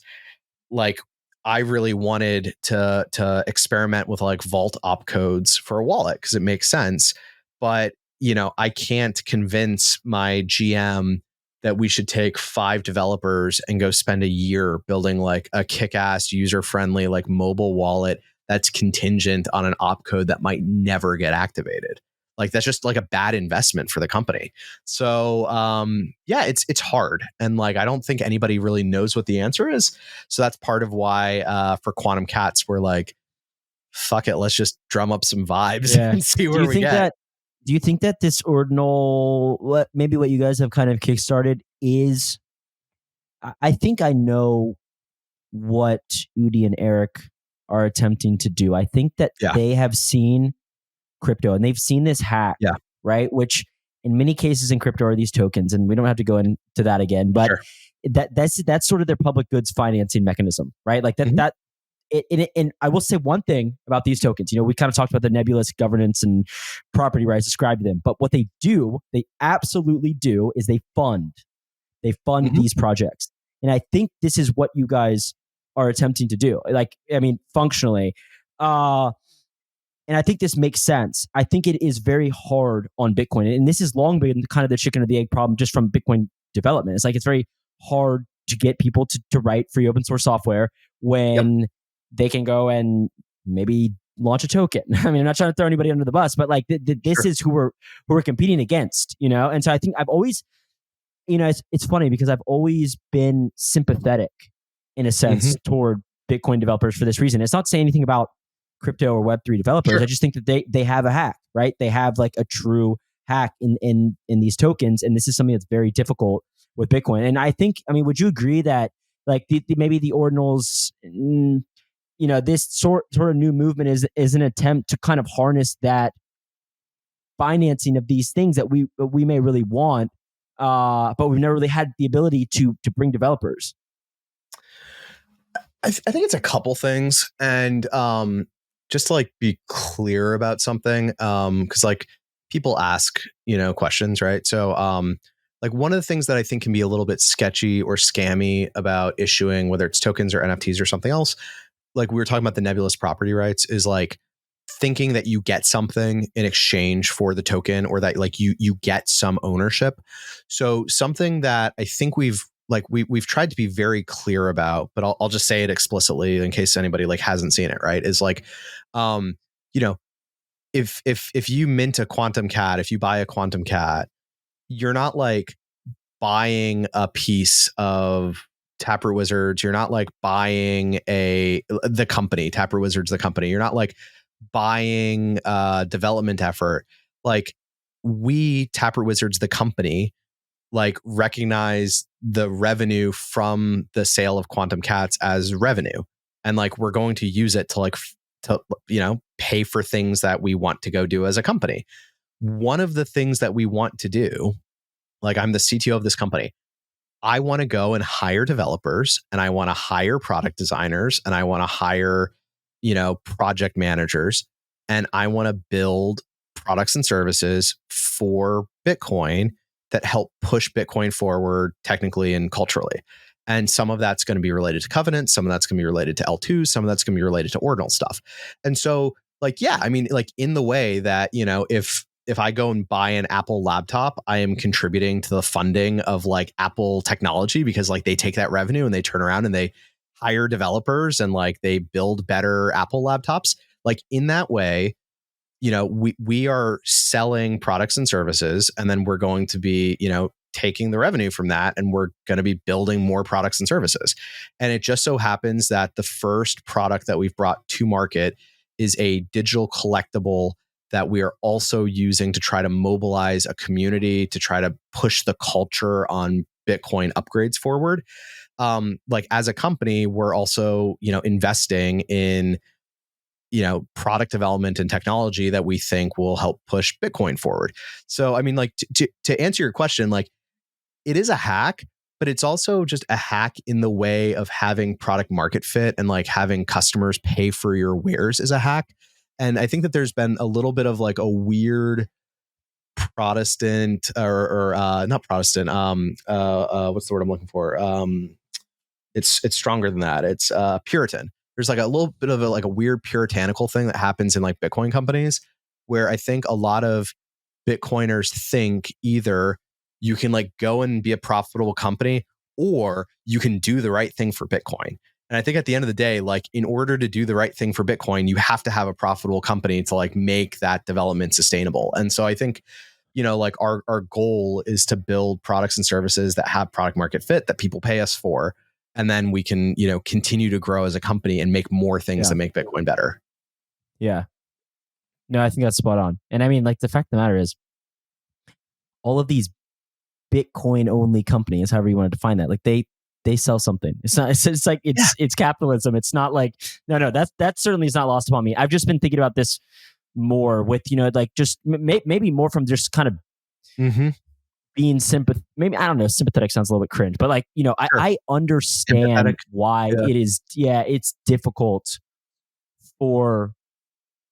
Yeah, we've just it's hard when you look at crypto, I would say, and I'm not like being. It's well, not. I think like the two things that make that bad in the eyes of a lot of, or in the eyes of what I'd say like our stereotypical Bitcoiners, because I think the other thing that's like a unique perspective that that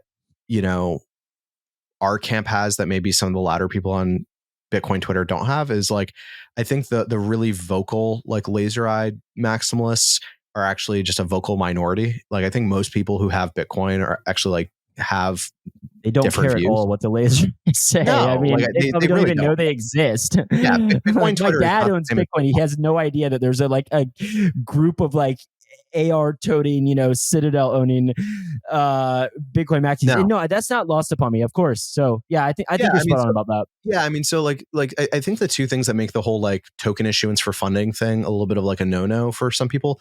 One of them is like, look, if you think that the whole point of Bitcoin is that we have one money and it's hard to create, then like going and printing money in order to like fund things is like a little sketch. And then the other thing is just like what we were talking about before of like are you selling people a bill of goods and they think they're buying something that they're not, or are they like informed consumers? And I think if somebody's like an informed consumer and they know what they're buying, then like that's just like fair market capitalism. It's different if you make a token and say, hey, we're going to go and like build all this stuff. And if you buy this token, then you are like entitled to some legal claim on it. And then that ends up being unenforceable. And what you actually have is like this A questionable responsibility governance to token. vote. Exactly. Right. Like Yeah. I think Well, those I are think very different things. I would say one thing, and I'm just kind of giving my personal opinion here, not that Yeah. it really matters, but one thing that I have thought, maybe, and why I shot out of the fence here, it's less whether or not people should be able to issue these tokens. Like, I don't think it. I try to take the stance that it's not the government's right to tell people you shouldn't issue tokens or whatever. Yeah. I think maybe more is just like we have seen hundreds of billions of dollars go into crypto, right? Yeah. And I think maybe initially when I heard Eric and maybe some of this new school of Bitcoiners, like the only thing that I would push back on potentially is just like, okay, let's define what we mean by all in the innovation happening elsewhere.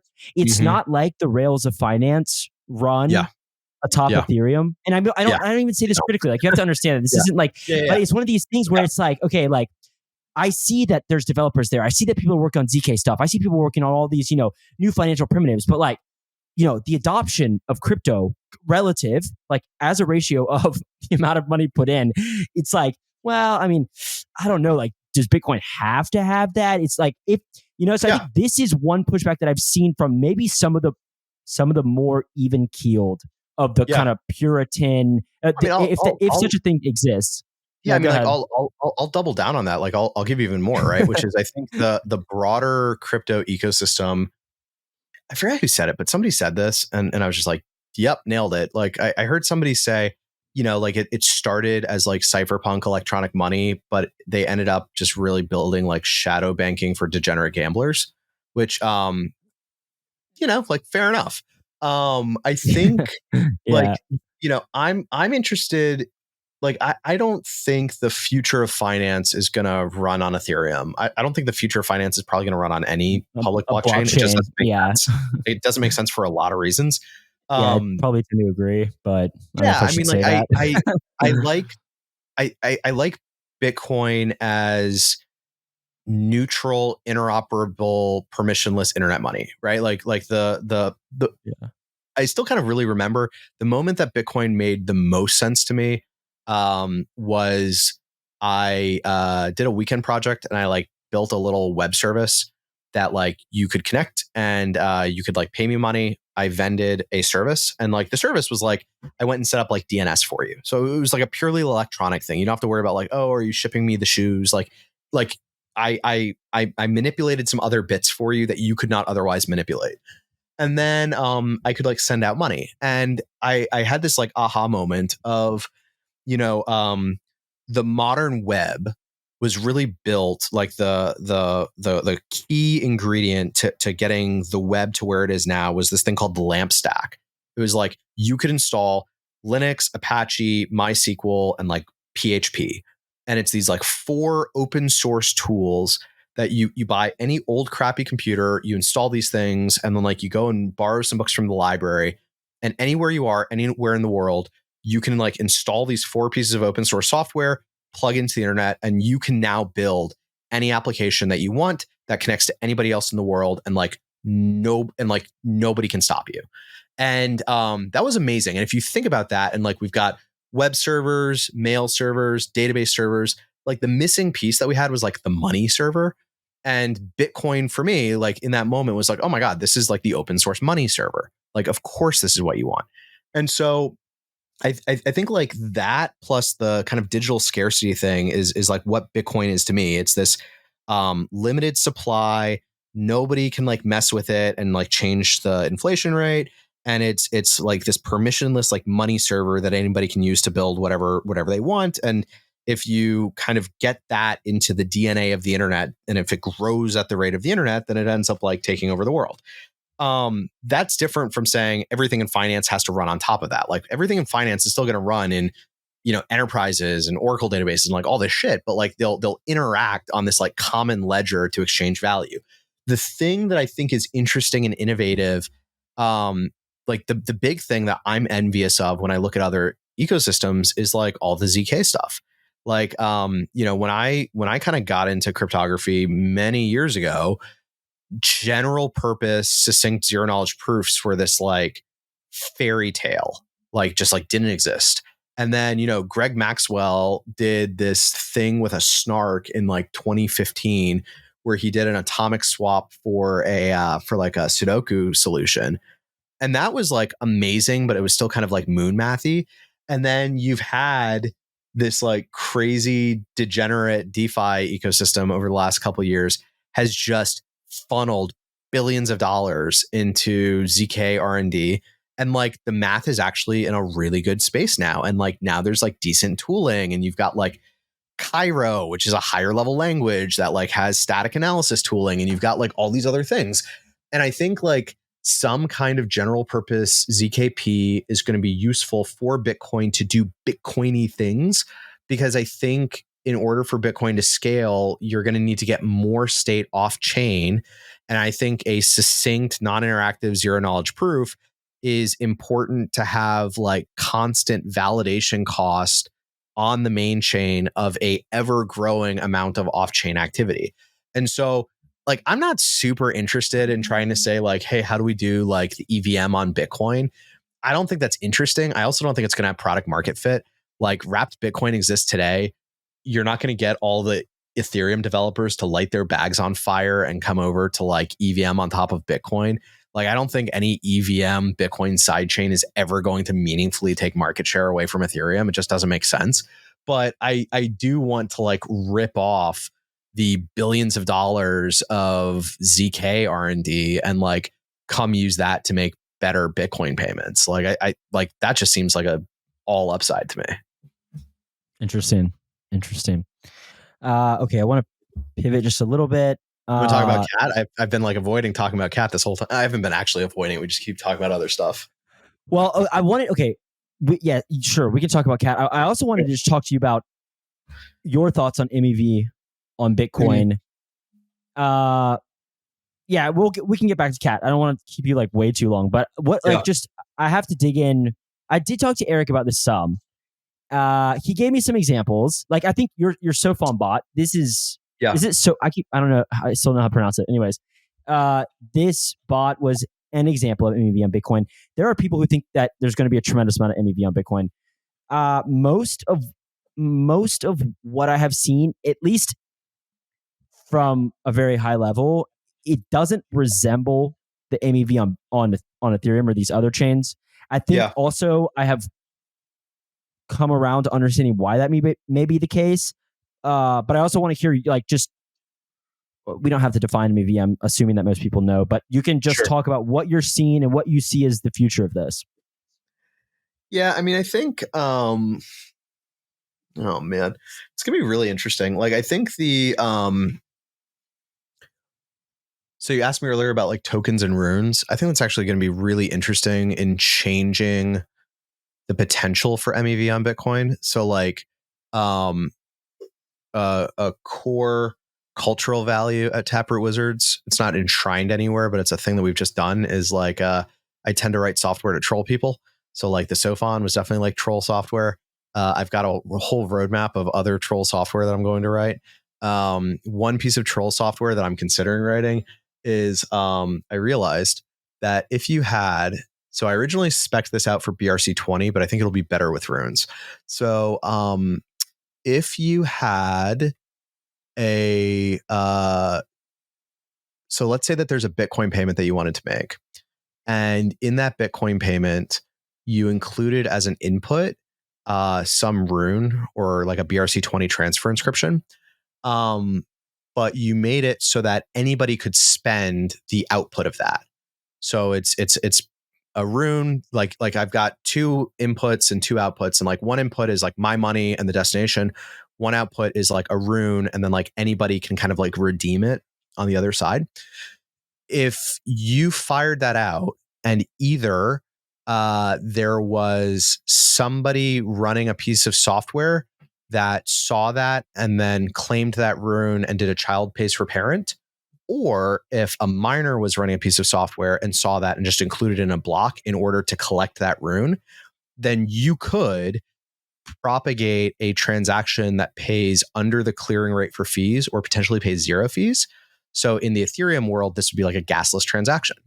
So you could effectively pay your mining fees in runes and not in Bitcoin, which is like sketchy from like a miner Harem. incentives thing. Yeah. So because like the thing that makes people worried about MEV on Bitcoin is like, what you want is you want anybody to be able to plug an S19 in a waterfall somewhere and run Bitcoin Core and say, get block template, and have that block template be just as profitable as anybody else's block template. Cause like if creating profitable block templates becomes like specialized activity or relies on a lot of like off-chain state, then that drives like miner centralization, and then you get into like capture. So, the thing that's scary is it's like, do we end up in a world where in order to construct profitable Bitcoin transactions, do you also have to run like a runes indexer, right? Is like the question. And I have no idea. I think like MEV ends up looking different on Bitcoin than Ethereum because the account model versus the UTXO model have just like different semantics, and like you can have out of order Bitcoin transactions in different ways than you can do out of order Ethereum transactions. Cause like for a given, it's been a while since I've like really looked at Ethereum dev, but like for a given Ethereum account, you need to sequence your transactions and have like an incrementing like non-sur counter. And like with Bitcoin, it's as long as your UTXOs don't get double spent, like order doesn't really matter. So, I think like one of the things that people get worried about with CAT or other things is, are we going to end up accidentally recreating Uniswap on Bitcoin? I don't think we are.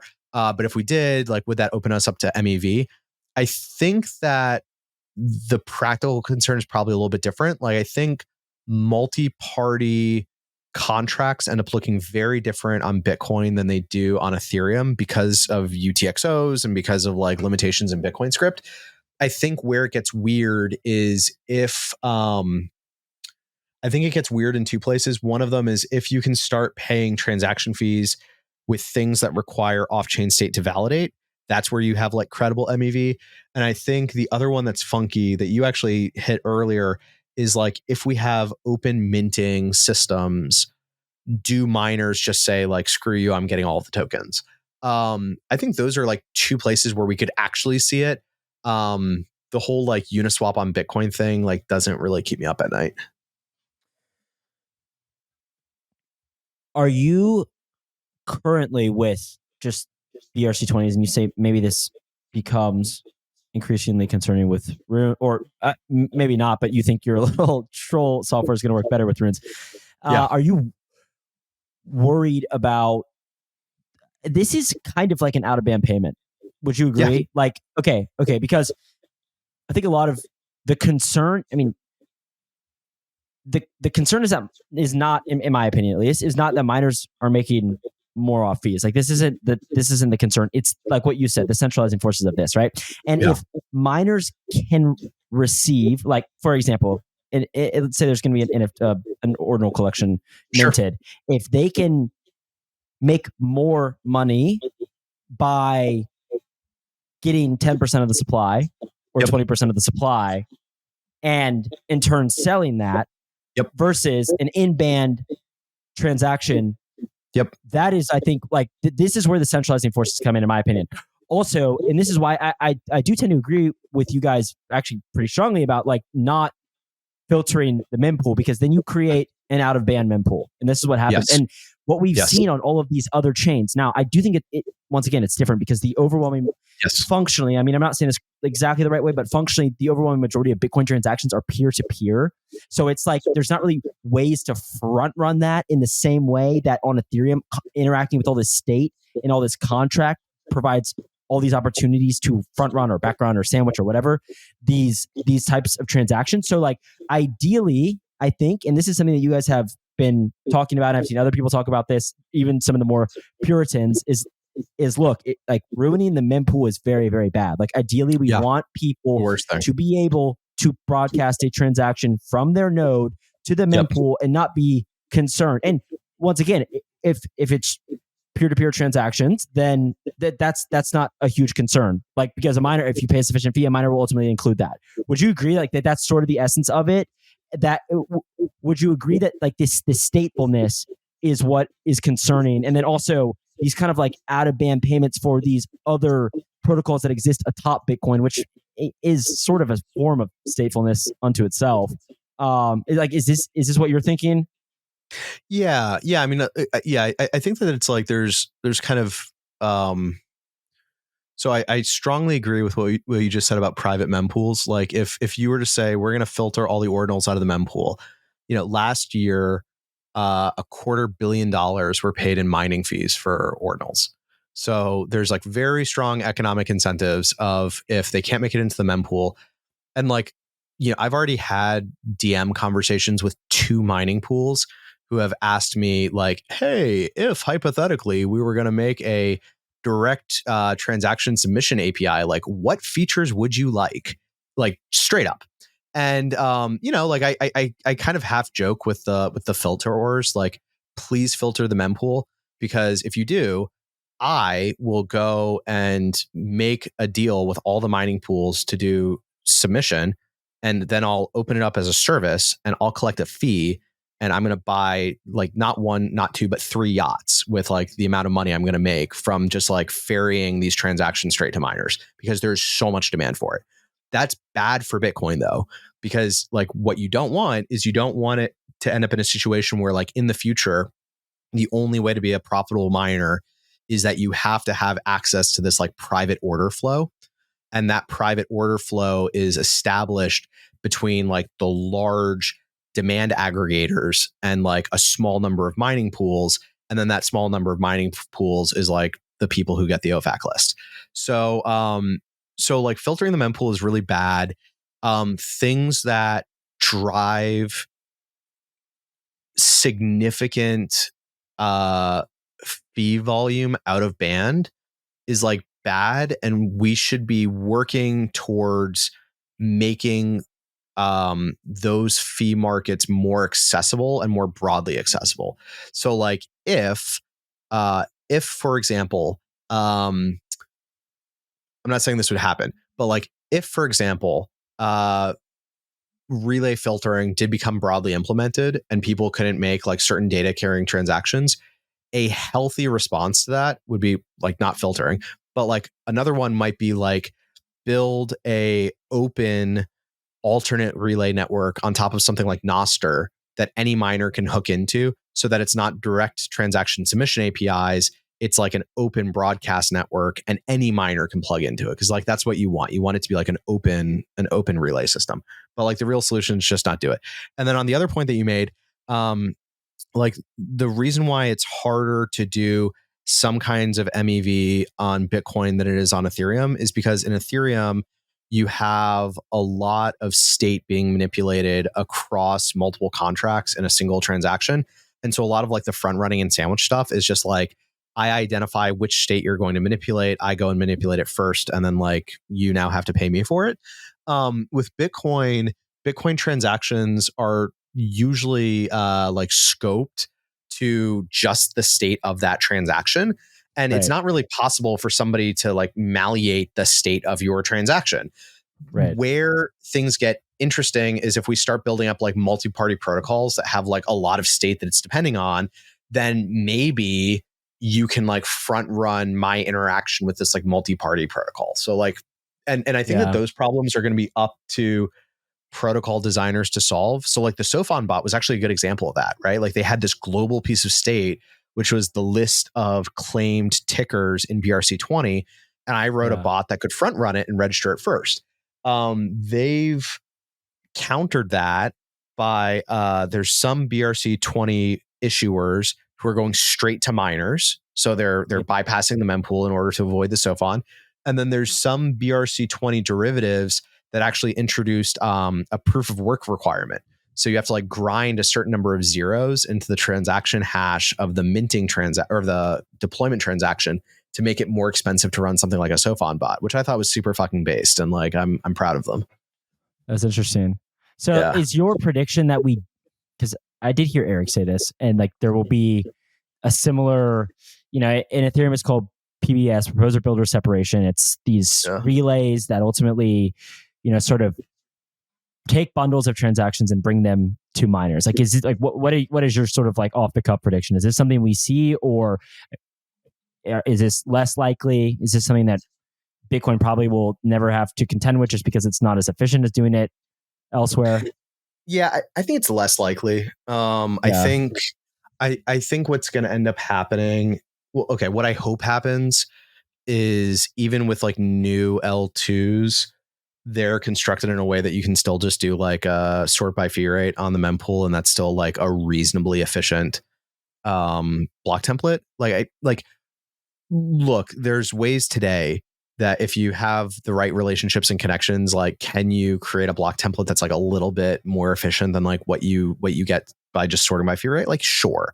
But I don't think that you have destruction of the network kind of risk by having people be able to eke out an extra like 1 or 2%. Like where it gets bad is when specialized template construction is so much more profitable that the miners who can do it can deploy more capex, can like buy more hash rate and deploy at a faster rate than people who don't have like that access. Just increasing returns to scale, economies of scale. Like this is the concern. And I think that if there is anything to learn, I mean, Ethereum has a lot of really gigabrains working on this, but I mean, if there is anything to learn, it's like MEV is a centralizing force. And like, I have come around, but I have come to the conclusion that it's not good. Like miners making money is good, but MEV is not good. And there's been somewhat, I think, and there's been some pushback on this recently within the Ethereum community. It's sort of like, good MEV and bad MEV, when it's like, okay, like it's bad. Like it's mainly bad. And to the extent that we can prevent it, it's because it is the strongest centralizing force, and it is it's existential, like absolutely existential. And it's like, I think a little bit. Go ahead. Yeah, I mean, like my perception of it, and like I don't work on ETH MEV, so I'm like talking over my skis a little bit here, but I don't either. Yeah, but I mean, like my view on it, right, is like it's bad, but the realization was like it's really bad, but we can't actually get rid of it. So how do we make it less bad by making it a more open market, right? Like the whole like proposer builder separation thing is like, okay, we want anybody who's going to start validating blocks to have as good a shot at the MEV as other people. So we're going to have like these like open relay networks between like builders and shit, and like we're going to make it so that more people can compete in MEV instead of having fewer people compete in MEV. It's still bad, but if it's like equally bad across the validator set, then it's these are the validators that are receiving this, but like in terms of the actual block construction, that's way more centralized. Yeah, for sure. You could argue that like Bitcoin block construction are like very wealthy miners themselves, but like I think that the thing with this, I think the thing with proposer builder separation, I mean, it has brought a decreasing number of very lucrative builders, and it is like it's like an unsolvable problem, like functionally. And for what it's worth, the solution really, like from everything that has sort of been proposed, is like the solutions are centralizing forces unto themselves. Like a lot of it is going out of band, like you're talking about. A lot of it is going to these like RPCs that protect that shield your transactions. Okay, but you're trusting them, and Right. yeah, until then. So yeah, I think that like I love like crypto, but I also am like when I see this kind of idea of MEV is going to be like good for Bitcoin. I'm like, no, guys, like hang on now. This is not good. Like, and not in the way, and maybe even I've thought that maybe even like there could be higher returns to scale with like hardware and in Bitcoin. Like I suspect something like that could be like very, very detrimental. But I mean, once again, I guess a lot of this depends on like how much people want to use these sort of like exogenous protocols atop Bitcoin, and maybe it's not like so well designed for that. So I guess we'll see. Yeah, I mean, we'll see. I think the other thing that's like really hard about this stuff is there's a huge gulf between things being theoretically possible and things actually being able to like compete in the market and like being practical. Yeah. And so, like, look, if there's strong enough incentives, like people will do the engineering. But I think there's also like some cases where, like, okay, just because you could do an Ethereum sidechain, I'm going to beat up on that example a lot more. That doesn't mean that that thing is actually going to be competitive in the market, right? And so, like, do we want to avoid any change to Bitcoin that could potentially enable an Ethereum sidechain? Because if we had an Ethereum sidechain, then the Ethereum MEV could impact which Merkle hash you commit to the Bitcoin blockchain, and that ends up creating MEV for the Bitcoin miners, because in order for them to like choose the right transaction to include, they need to now understand Ethereum state. Like maybe, but also maybe we've tried to do Ethereum sidechains on Bitcoin and they haven't really taken off because you can already do a swap from BTC to ETH. And so if you want to go do ETH stuff, you just go do ETH stuff on Ethereum. And that's where all of the market is and all the liquidity is. And you're not going to be able to just like ship all of that liquidity over here. And so this doesn't actually end up causing a real MEV problem for Bitcoin. Yeah, is this like, are you at all hinting at drive chains right now? Like, I don't know if you are, but it's an example. But is that sort of your would you say that that's your thought about drive chains mainly as well? Like, if people want to do that stuff, they'll just already go do it on Ethereum. Like, this is how I feel. Like, it's like I could go do that on Ethereum right now. Like, you don't need to ship drive chains. A thing I told Eric a while ago was like, if he we had drive chains, or he did. Yeah, I don't, and like I don't for two reasons. So like one reason is like, so you need 50% of the hash rate plus one block in order to do a withdrawal. But it turns out you only need 25% of the hash rate plus one block to block any withdrawal. So if you have a quarter of the hash rate, you can prevent any withdrawal you want indefinitely. So and two pools already have that, right? Two pools already have that. Yeah. So this idea that like, oh yeah, we're going to do like the Zcash sidechain and have like perfect privacy on that sidechain. Like, no, you're not, because the treasury is going to go to Foundry and say, do not process any withdrawals from the super privacy sidechain. Done. Kills the sidechain. So that's like one reason. And then the other reason is just like economic. Like, I think if we had drive chains tomorrow, tomorrow's Friday. So Saturday, somebody would launch a better version of WBTC that looked and smelled exactly like WBTC, but just had a better custodial footprint. And that would be the only drive chain that anybody would ever use, because they would say like, all of the crazy stuff that I can't do on Bitcoin are all Ethereum things that I want to go do. So I'm just going to swap to drive chain WBTC and go do them on Ethereum. And then I'm going to come back over the drive chain bridge, and that's it. Like, nobody would actually build the Ethereum drive chain because like it's unnecessary. You just replace WBTC with something that's mediated by hash rate escrow instead of by BitGo.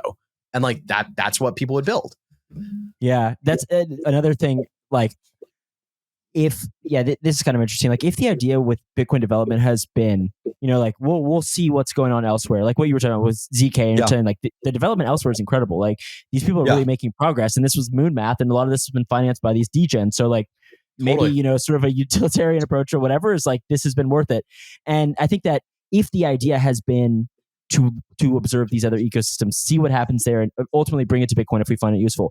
One of the things about drive chains that I think Shinobi has articulated very well, I don't know how well this has resonated with some drive chain people, but like this idea of miners like, first of all, probably being the ones to run the side chains, and then just Yeah. including Yes. the transactions in their blocks. Like, we are witnessing this right now in Ethereum with integrated searcher builders, right? There's all these searchers who are looking for all these transactions, and they would send them to the builder who would build the optimal block. Well, the builders realize, why are we bidding? Why are we paying these searchers when we can do this? When I can just do it for free. Yeah, exactly. Like, I can get a few top level engineers to do this, 100%. and we'll be good to go. And now we can just accept all the transactions we want. And like, this is something where I'm like, guys, like, it's happening there. Like, it's literally happening right now. You can watch what's going on. Like, you can watch the economies of scale that Beaver builds, like the biggest builder, and rsync, like these big block builders on Ethereum. You can watch what is occurring in practice. Like, there aren't these like long tail searchers really anymore. And so I think that was one thing where I was like, yeah, I mean, like, let Ethereum let's at least let Ethereum figure that out before 100%. doing it, you know, like, because if there's, like, they haven't figured that out. Okay. Well, do you have anything else? I feel like, did you get to talk about CAT enough? I mean, can you show CAT a little bit more for us, maybe? I mean, you're working on it a lot right now. Did you, let me ask, like, I have a question. Like, let me ask. So have you come to, I listened to Andrew Polster talk about CAT. A lot of this is over my head, technically, you know, to be honest, like, but I think one thing that's interesting about CAT is, smart. Yeah. Yes. Yeah. Oh, I think that, I think everybody agrees on it. There's like a few people like Greg Maxwell, Andrew Polstra, Peter Wheeler, Matt Corral. Like, these are all people who are like, okay, like, undeniably very, very bright in the Bitcoin space. So like, when they talk, we listen. But he was saying, like, look, CAT's something interesting because it's one of these things, maybe, and you can correct me if I'm wrong here, but it's like, it could sort of like be the final, maybe you said this too, it could be kind of like the final covenant, because it like opens up maybe a lot of dexterity. What are your thoughts on that? Like, could this be like the big covenant? It was sort of like if we were to find like a ZK proving system that we really like, because, you know, Bitcoin sort of demands the best tech. Is this like the big covenant in your mind, or not yet? I know you're still hacking away. I think it would actually be the opposite. So like, I think the reason to do CAT would be because it would be the first, but explicitly not the last. Because like, the way that you do covenants with CAT is, and like, I'll give the really short version. And then if you want to get into details, like, I've been living and breathing it, so I can tell you as much as you want. But but like, basically, what you do is, you know, Taproot gave us Schnorr signatures, and like, the way that Schnorr signatures are constructed, if you use a special value for some of the parameters of the Schnorr signature, then you can construct a Schnorr signature whose value ends up being effectively like the hash of a bunch of the transaction data plus one. So what that means is, you could, if you have CAT, because CAT just lets you take two elements and stick them together. If you have CAT, then what you can do is on the stack, because like, Bitcoin script is a stack machine. So you've got a stack of elements, and then all of the Bitcoin opcodes are just instructions to let you manipulate the stack and like evaluate them, right? Like, check if things are equal to each other, or if the signature is valid. What you can basically do is you could say, all right, I'm going to put all of these elements of the transaction into my script, into my smart contract. And then I'm going to validate, like, yep, my outputs look the way that they're supposed to. I'm sending money to the right address, or I'm sending the right amount, or it's coming from the right input, or whatever. You do validation on it, and then you glue all of these pieces together using CAT, and then you construct this special Schnorr signature out of it. And then you use the normal Bitcoin check sig operation, like signature validation. And what it'll do is it'll check if this signature that you've put together is valid for the current transaction that you're executing inside of. So this gives us a very roundabout way of doing introspection, where you can like evaluate if particular inputs or outputs, or if the shape of the transaction is what it's supposed to be. And so that gives us covenants. Like, you can say, like, this transaction's only valid if the coins are going to this address, or this transaction's only valid if I have three outputs and the last one is an op return, whatever. So you can do covenants this way, but it is super clunky, because you are literally like building up transaction data on the stack, hashing it, creating a specially formed signature out of it, which involves like tagged hashes and the SecP generator point being put in there a bunch of places. And then you call checksig. And if it works, then like you're good. So this is not like the covenant that anybody actually wants, but because it's so general, you can emulate all this other stuff. So the theory that Andrew Polstra and a few other people have articulated is like, we don't know if the market demand is for CTV or if it's for something else or if it's for something that doesn't exist yet. So if we had CAT, people could build like inefficient but functioning emulations of like other stuff. And Okay. if So I enough people misunderstood. are doing Okay. it, yeah. Got it. And so like if enough people are doing that, then we say like, oh wow, a third of the blockchain is using like this construction. Why don't we do a soft fork that's like an optimized version of that thing? Right. So it's like a Swiss Army knife. Okay. So OPCat plus checksig from stack plus 64-bit. This is from Post Capone, as you can imagine. Is saying that this can emulate global state contracts, two-way pegs, chain swaps, dexes. Would you agree with this? I'm throwing stuff at you now. Like, are we getting into full expressivity here? Maybe not. So like what you can't do with CAT on its own is like what you want to be able to do is say checksig from stack. So you want to be able to like get an arbitrary blob of data and a signature and a pub key and like validate it. Can't really do that. What that would let you do is it would let you have like authorizations over things other than the current signature or the current transaction. I really want that because I think it would let you do some interesting like transaction cut through where you say like, I've got a bunch of payments that I've done off chain. I want to be able to put all their signatures in a transaction witness and validate that they're all valid signatures, like sort of themselves. And if imagine you and I have some UTXO and we like do a bunch of payments off chain and then I show up and I've got like a bunch of receipts that are signed by you, then you could have the script validate that like, yep, these are all valid receipts and they add up to the right number. So therefore you get to take this money. That's the kind of thing that I think this is useful for. The reason why you need 64-bit arithmetic is Bitcoin script only lets you do 32-bit arithmetic and Bitcoin amounts are 64 bits. So you can't actually like add up or subtract like Bitcoin amounts in Bitcoin script. And that makes it really hard to do like introspection. Like I'm working on a vault right now in OpCat and I can't actually check that like two output amounts add up to what they're supposed to unless you're doing under, I think it's like 40 Bitcoin. So 64-bit arithmetic would be awesome.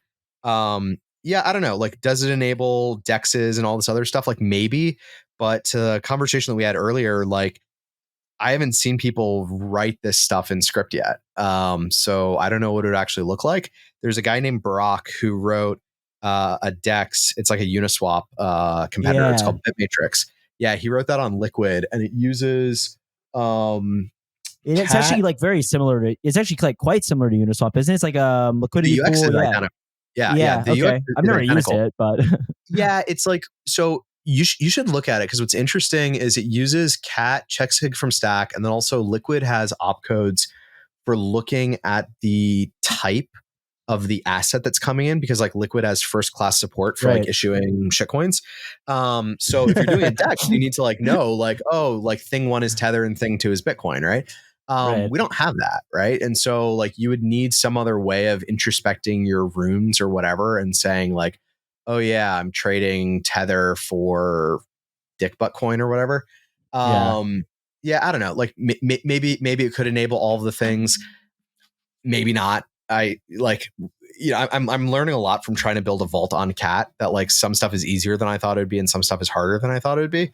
So I kind of feel like until I see the code, I'm like skeptical of claims. Yeah, I want to ask you quickly. Was it Blockstream's working on? Is it called Simplicity? Yeah, they've been working on this forever, right? Like 3-4 years. Yeah, like this is. Well, first of all, what is Simplicity? It's like it's a language that's supposed to enable like more expressivity on Bitcoin. Is this like script? I mean, you're gonna have So to. what's crazy is Simplicity actually like is a new scripting system. So it would replace Okay. script. Yes. Yeah. Okay. So Okay. yeah. So like it's not like a new language that compiles down to script. This would actually be like replacing the script interpreter with Right. a new scripting system. Right. And the heart of Simplicity is I'm going to make up the number, but it's like the right order of magnitude. There's like 7 like super low level combinators. So it's like these 7 like little primitives that like, add 2 things together, or it's an or. It's like these very like fundamental like building block operations, but they are composable in ways that you can still do like formal reasoning about them, and which means that you can do it like statically, like in a compiler. So the idea is that it's this like super low level like building block languages that you can compose bigger things out of, but then still have machine generated proofs that like it's spendable, here's how much it'll cost, it's satisfiable, it doesn't have side effects. So like you can like, because like one of the things with Bitcoin script is like I wrote this huge complicated script for my vault. The only way that I know it works is by like testing it and staring at it. What you'd like to be able to do is have a compiler that says like, here's all the ways that this can be Yeah. spent and there's no other side effects. And so Simplicity gives you that. And so the idea is that you could build any script you want out of Simplicity and get like machine checkable proofs that it does exactly what you want and like no more than what you want. And you can build like really complex things out of it. So like you can build Schnorr signatures out of Simplicity primitives. But then, that would be really inefficient, and that would be like a heavy validation cost on all these nodes. So there's this idea of what's called a jet, where for like commonly used primitives, we have pre-compiled versions in C++. And so in your Yeah. Simplicity code, you say like, I want to do a Schnorr signature, and it just like calls out to the C++ and does it. So some people think that Simplicity would be like the end of all soft fork drama. I think what would actually happen is the new soft fork drama is what jets are standardized and available. Like that's where the soft fork drama goes. The thing that I think Yeah. is the bigger risk is that like, Taproot was a huge change to Bitcoin that like changed the guts of how Bitcoin transactions work. Simplicity is like more complicated than that. Like the change set is huge. It adds a whole new scripting system. People are already apprehensive about adding CTV, which like Yeah. the PR for CTV fits on the back of a napkin. Like Yeah. building consensus around Simplicity, I don't know if it'll ever happen. Like it might just be a step too far. Yeah. I think that has been sort of that's been what I have inferred regarding Simplicity, and I know it's been a work in progress. Okay, I want to ask you. I just thought I want to ask you one last question. In terms, this is you can sort of run with this however you want, but it's just like kind of an overarching question here. When we're talking about all this change to Bitcoin, like what are there parts of Bitcoin that you think are unalienable? Like what can we not change? I saw this question one time asked on what is this like very Stacker News, or is it Stacker News? Yeah, I Stacker think News. I saw somebody ask this question. I was like, oh, this should be so very obvious. And I started thinking about this. I was like, this is actually a fascinating question. Like I think I'll give you one for me is like the 21 million. I think this is unalienable. Like personally, I think tail emissions is just it's never going to happen. Never happen. Like Peter Talk and write about it. It's interesting. Yeah, but tail emissions will never happen. Yeah, the tail emissions to me, like I think it's never going to happen. I think it'll fail before that, and if it fails, it fails. Like honestly, I'm much more of the opinion that if we like nobody will mine Bitcoin anymore, then so be it. Like we tried. You can't have a hard cap, at least probably not in this way. So, but like that to me is one example of something that I'm like, okay, when we're talking about changes to Bitcoin, this is something that like I would say no, that's no longer Bitcoin. What in your mind are just properties of Bitcoin that if we maybe just like screwed it up too much would make it like no longer Bitcoin to you? Have you thought about this? A little bit. So I think the 21 million hard cap is a good one, and I would agree with that. Like when Peter was talking about like tail emissions, he talked about either tail emissions or demurrage. I think demurrage is actually a really interesting idea. I don't think it would ever happen, but it's one of those things where like I kind of want to implement it as troll software just to like get people thinking. Like I don't think it'll ever actually happen. Make sure that people understand demurrage. Demurrage is like taking old coins and giving them to miners. Is that sort of the essence?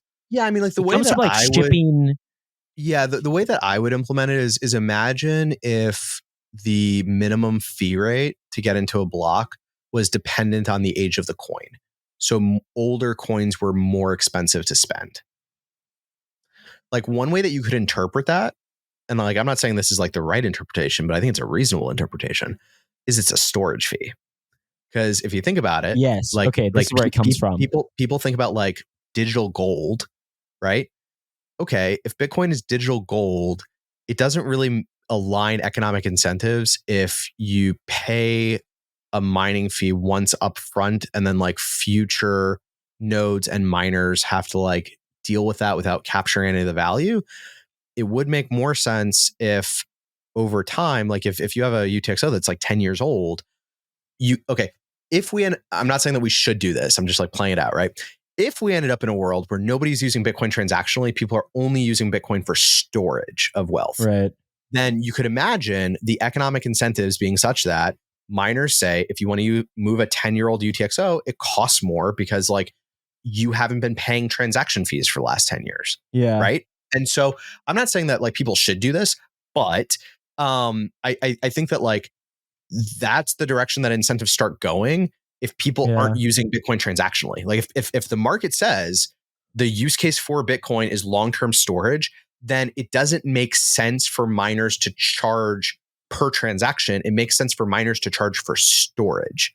Right. I don't think that would ever actually happen because We're I going to have think, enough fees.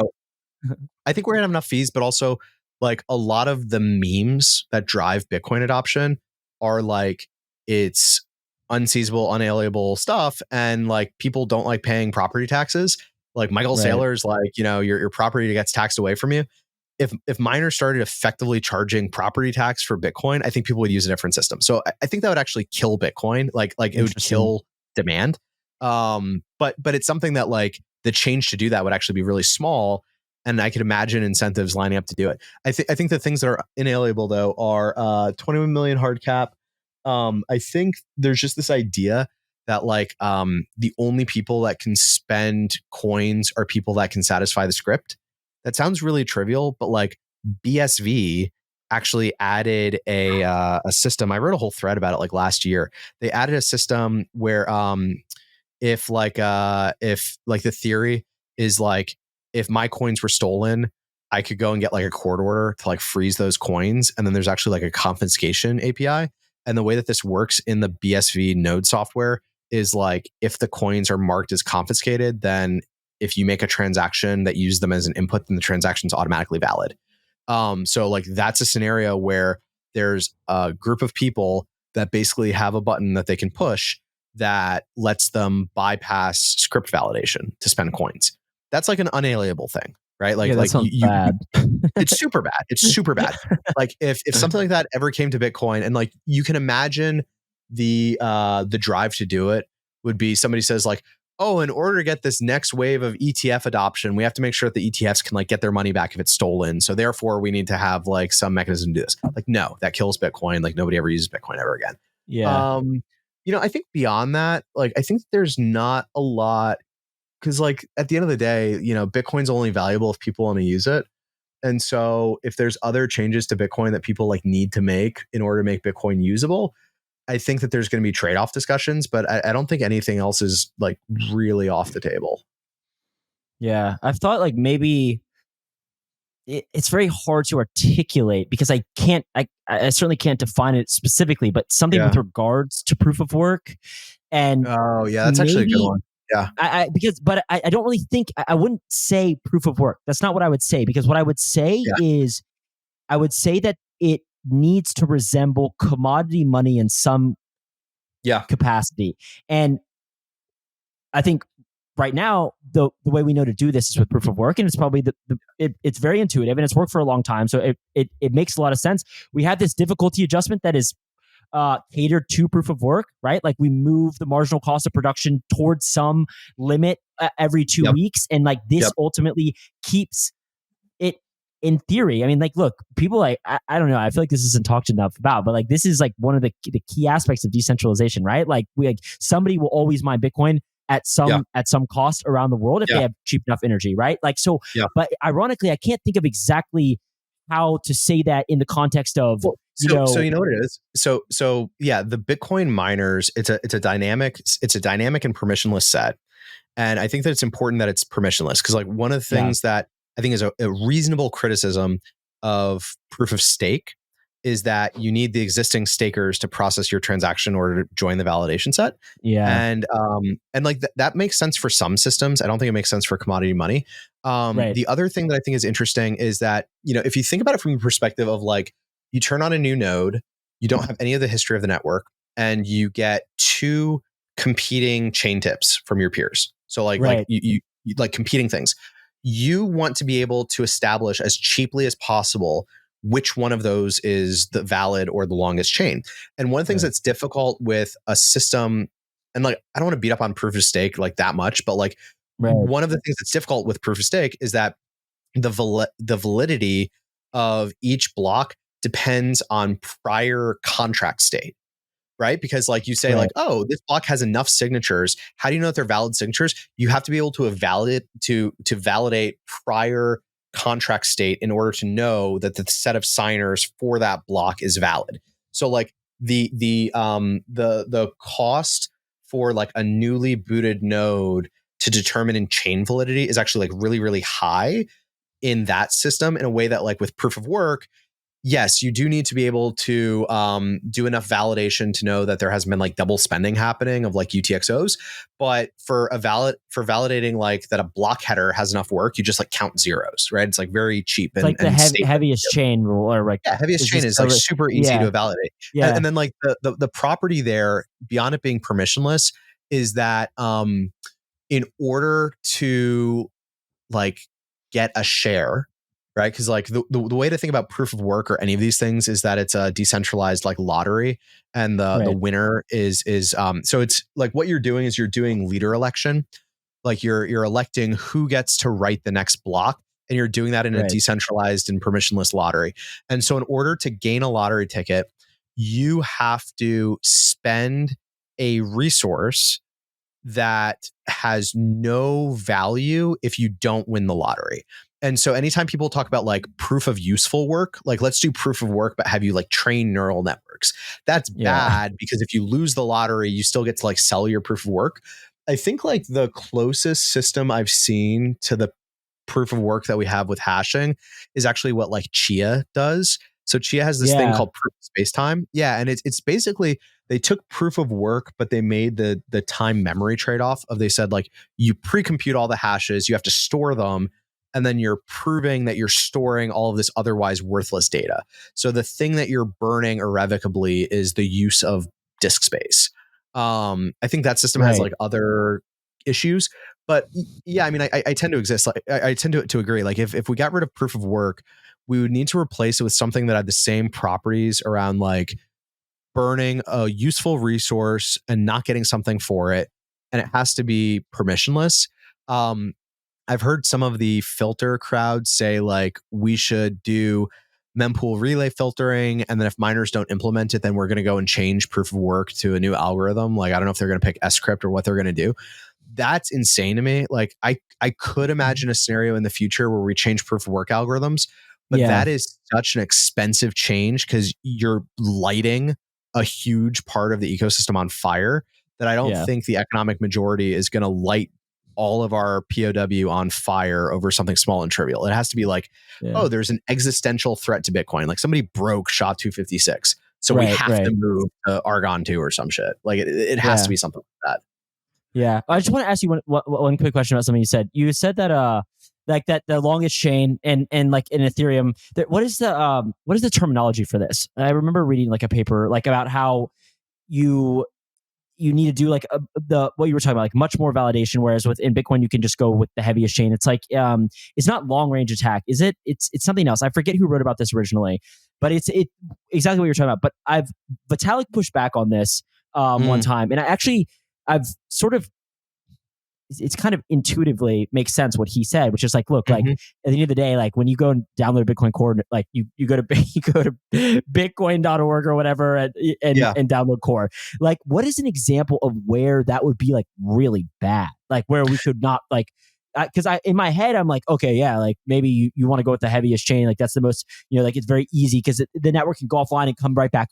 Could come back on. You could just go with the heaviest chain. But like in my mind, I'm like, Yeah. okay, when does that actually play any role?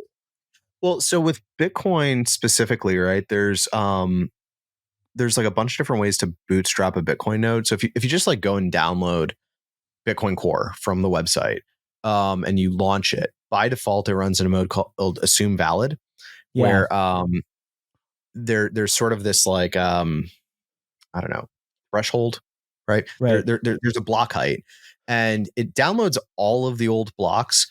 But up until that block height, it doesn't actually check any of the scripts or signatures. So right, it still validates that, like, the Coinbase reward is correct. Like, no miner created coins that they weren't allowed to. It still validates that, like, all the inputs and outputs on the transactions like make sense. There's no like inflation happening. It still validates that like every input was like an unspent output. So like nobody's double spending coins, but it right. doesn't do like signature checking. So you're already kind of trusting like by default. And like you can turn that off. You go into your config file, you say assume valid equals 0, and it will check every signature from the I think Genesis block Eric onward. did this. I think Eric did Yeah. this from Assume Valid Equal. Yeah. Yeah, yeah. Yeah. And so, but like by default, you have this, I don't want to like the word checkpoint might be triggering, but you kind of have this like soft checkpoint of like, look, the likelihood that there's an alternate chain of equal weight that diverged from our chain a year ago that Right, like people are mining on that has invalid signatures behind it is like very unlikely. Like right. that's like very unlikely. You can turn it off if you want. There's also a feature called Assume UTXO that recently got merged, where the idea is like when you download Bitcoin Core and you boot it up, you have to wait until the chain like downloads and validates before you can like receive money, and that kind of sucks. So what you can do with Yeah, Assume UTXO is you can like download a snapshot of the UTXO set, load that, start receiving money, but then in the background asynchronously it does like the full sync, so you kind of get the best of both worlds. that is um nice. yeah, I think the difference though between, so to the thing that Vitalik said, and I think I read this blog post that he wrote, but it Yeah, was a while ago. Like I think the argument that he was making is like, we do have finality checkpoints in Ethereum yes, periodically. And so if you wanted to do a long range attack, if your long range attack started on the other side of one of those checkpoints, then it's not going to be effective because the network is going to like force synchronization at those checkpoints. I think the difference between that model and Bitcoin, there's a couple. One of them is that Bitcoin doesn't have hard checkpoints the way that like Ethereum does for like finality. Like even right. with the assume valid thing, it's trivial to turn off, and like a lot of people do. And it's there as like a performance optimization. It's not there as a declaration of finality. And so I think like the concern would be if we start trusting those checkpoints more, then like that becomes the place that you attack, because you say like, all right, I'm going to go and provide alternate chain state or what, like Okay. I don't know exactly what the attack is, but like the thing that's important is that in Bitcoin right now, those checkpoints that we have are there to, optimize node bootstrapping, but like they aren't part of the protocol where the protocol assumes that they're correct. Got it. That makes sense. Maybe hand wave, hand wave, hand wave. Like, Yeah, well, that exactly. Like, I kind of like take the same approach because I was kind of like, because Vitalik was like, you like wherever you boot up a node from on any blockchain, you're probably going to go online when you're trusting, yeah, like yeah. you're trusting, and I'm like, yeah, actually, like that kind of makes sense. So I mean, I've like, always wondered I kind of where, buy that. Yeah, I know because I've yeah. always wondered, yeah, like where we draw lines, and I'm like, yeah, I mean, I don't know about that It's either. also kind of hard, right? Because I feel like a lot of this stuff is like, Bitcoin is $1 trillion asset. Some of these attacks like don't really make sense at this scale, and so I think Like like some of the miners adversary, attacking. yeah, well, and Well, like I was gonna say like yeah, like the state attacking Bitcoin by spitting up millions of ASICs. Like that's I don't well, I think mean, like, will look, ever happen. my It's my just not crazy how header, they would do it. yeah, I mean, like my crazy heterodox view is if the state actually wanted to attack Bitcoin, the two ways that they would do it would be to set the tax treatment to have it be taxed like digital gold, and to write books like the Bitcoin Standard, and to do lots of podcasts and blog posts about how you should never spend your Bitcoin. You should hold on to it forever and never spend it. And just like the number will go up indefinitely, because, the state is not afraid of gold. The state would be afraid of actual digital currency that people used every day online across borders. And so like if you wanted to attack Bitcoin, you wouldn't try to wage a 51% attack and drive up network hash rate. You would convince people to never spend their Bitcoin. That would be a much more effective attack. I think that's a really good spot to end. I think that's a very powerful message. Thank you so much for coming on. I thought it was awesome. It's all over the place, but many such cases with my podcast. So thanks, Rendall. I'm going to go ahead and end it right here. Cool.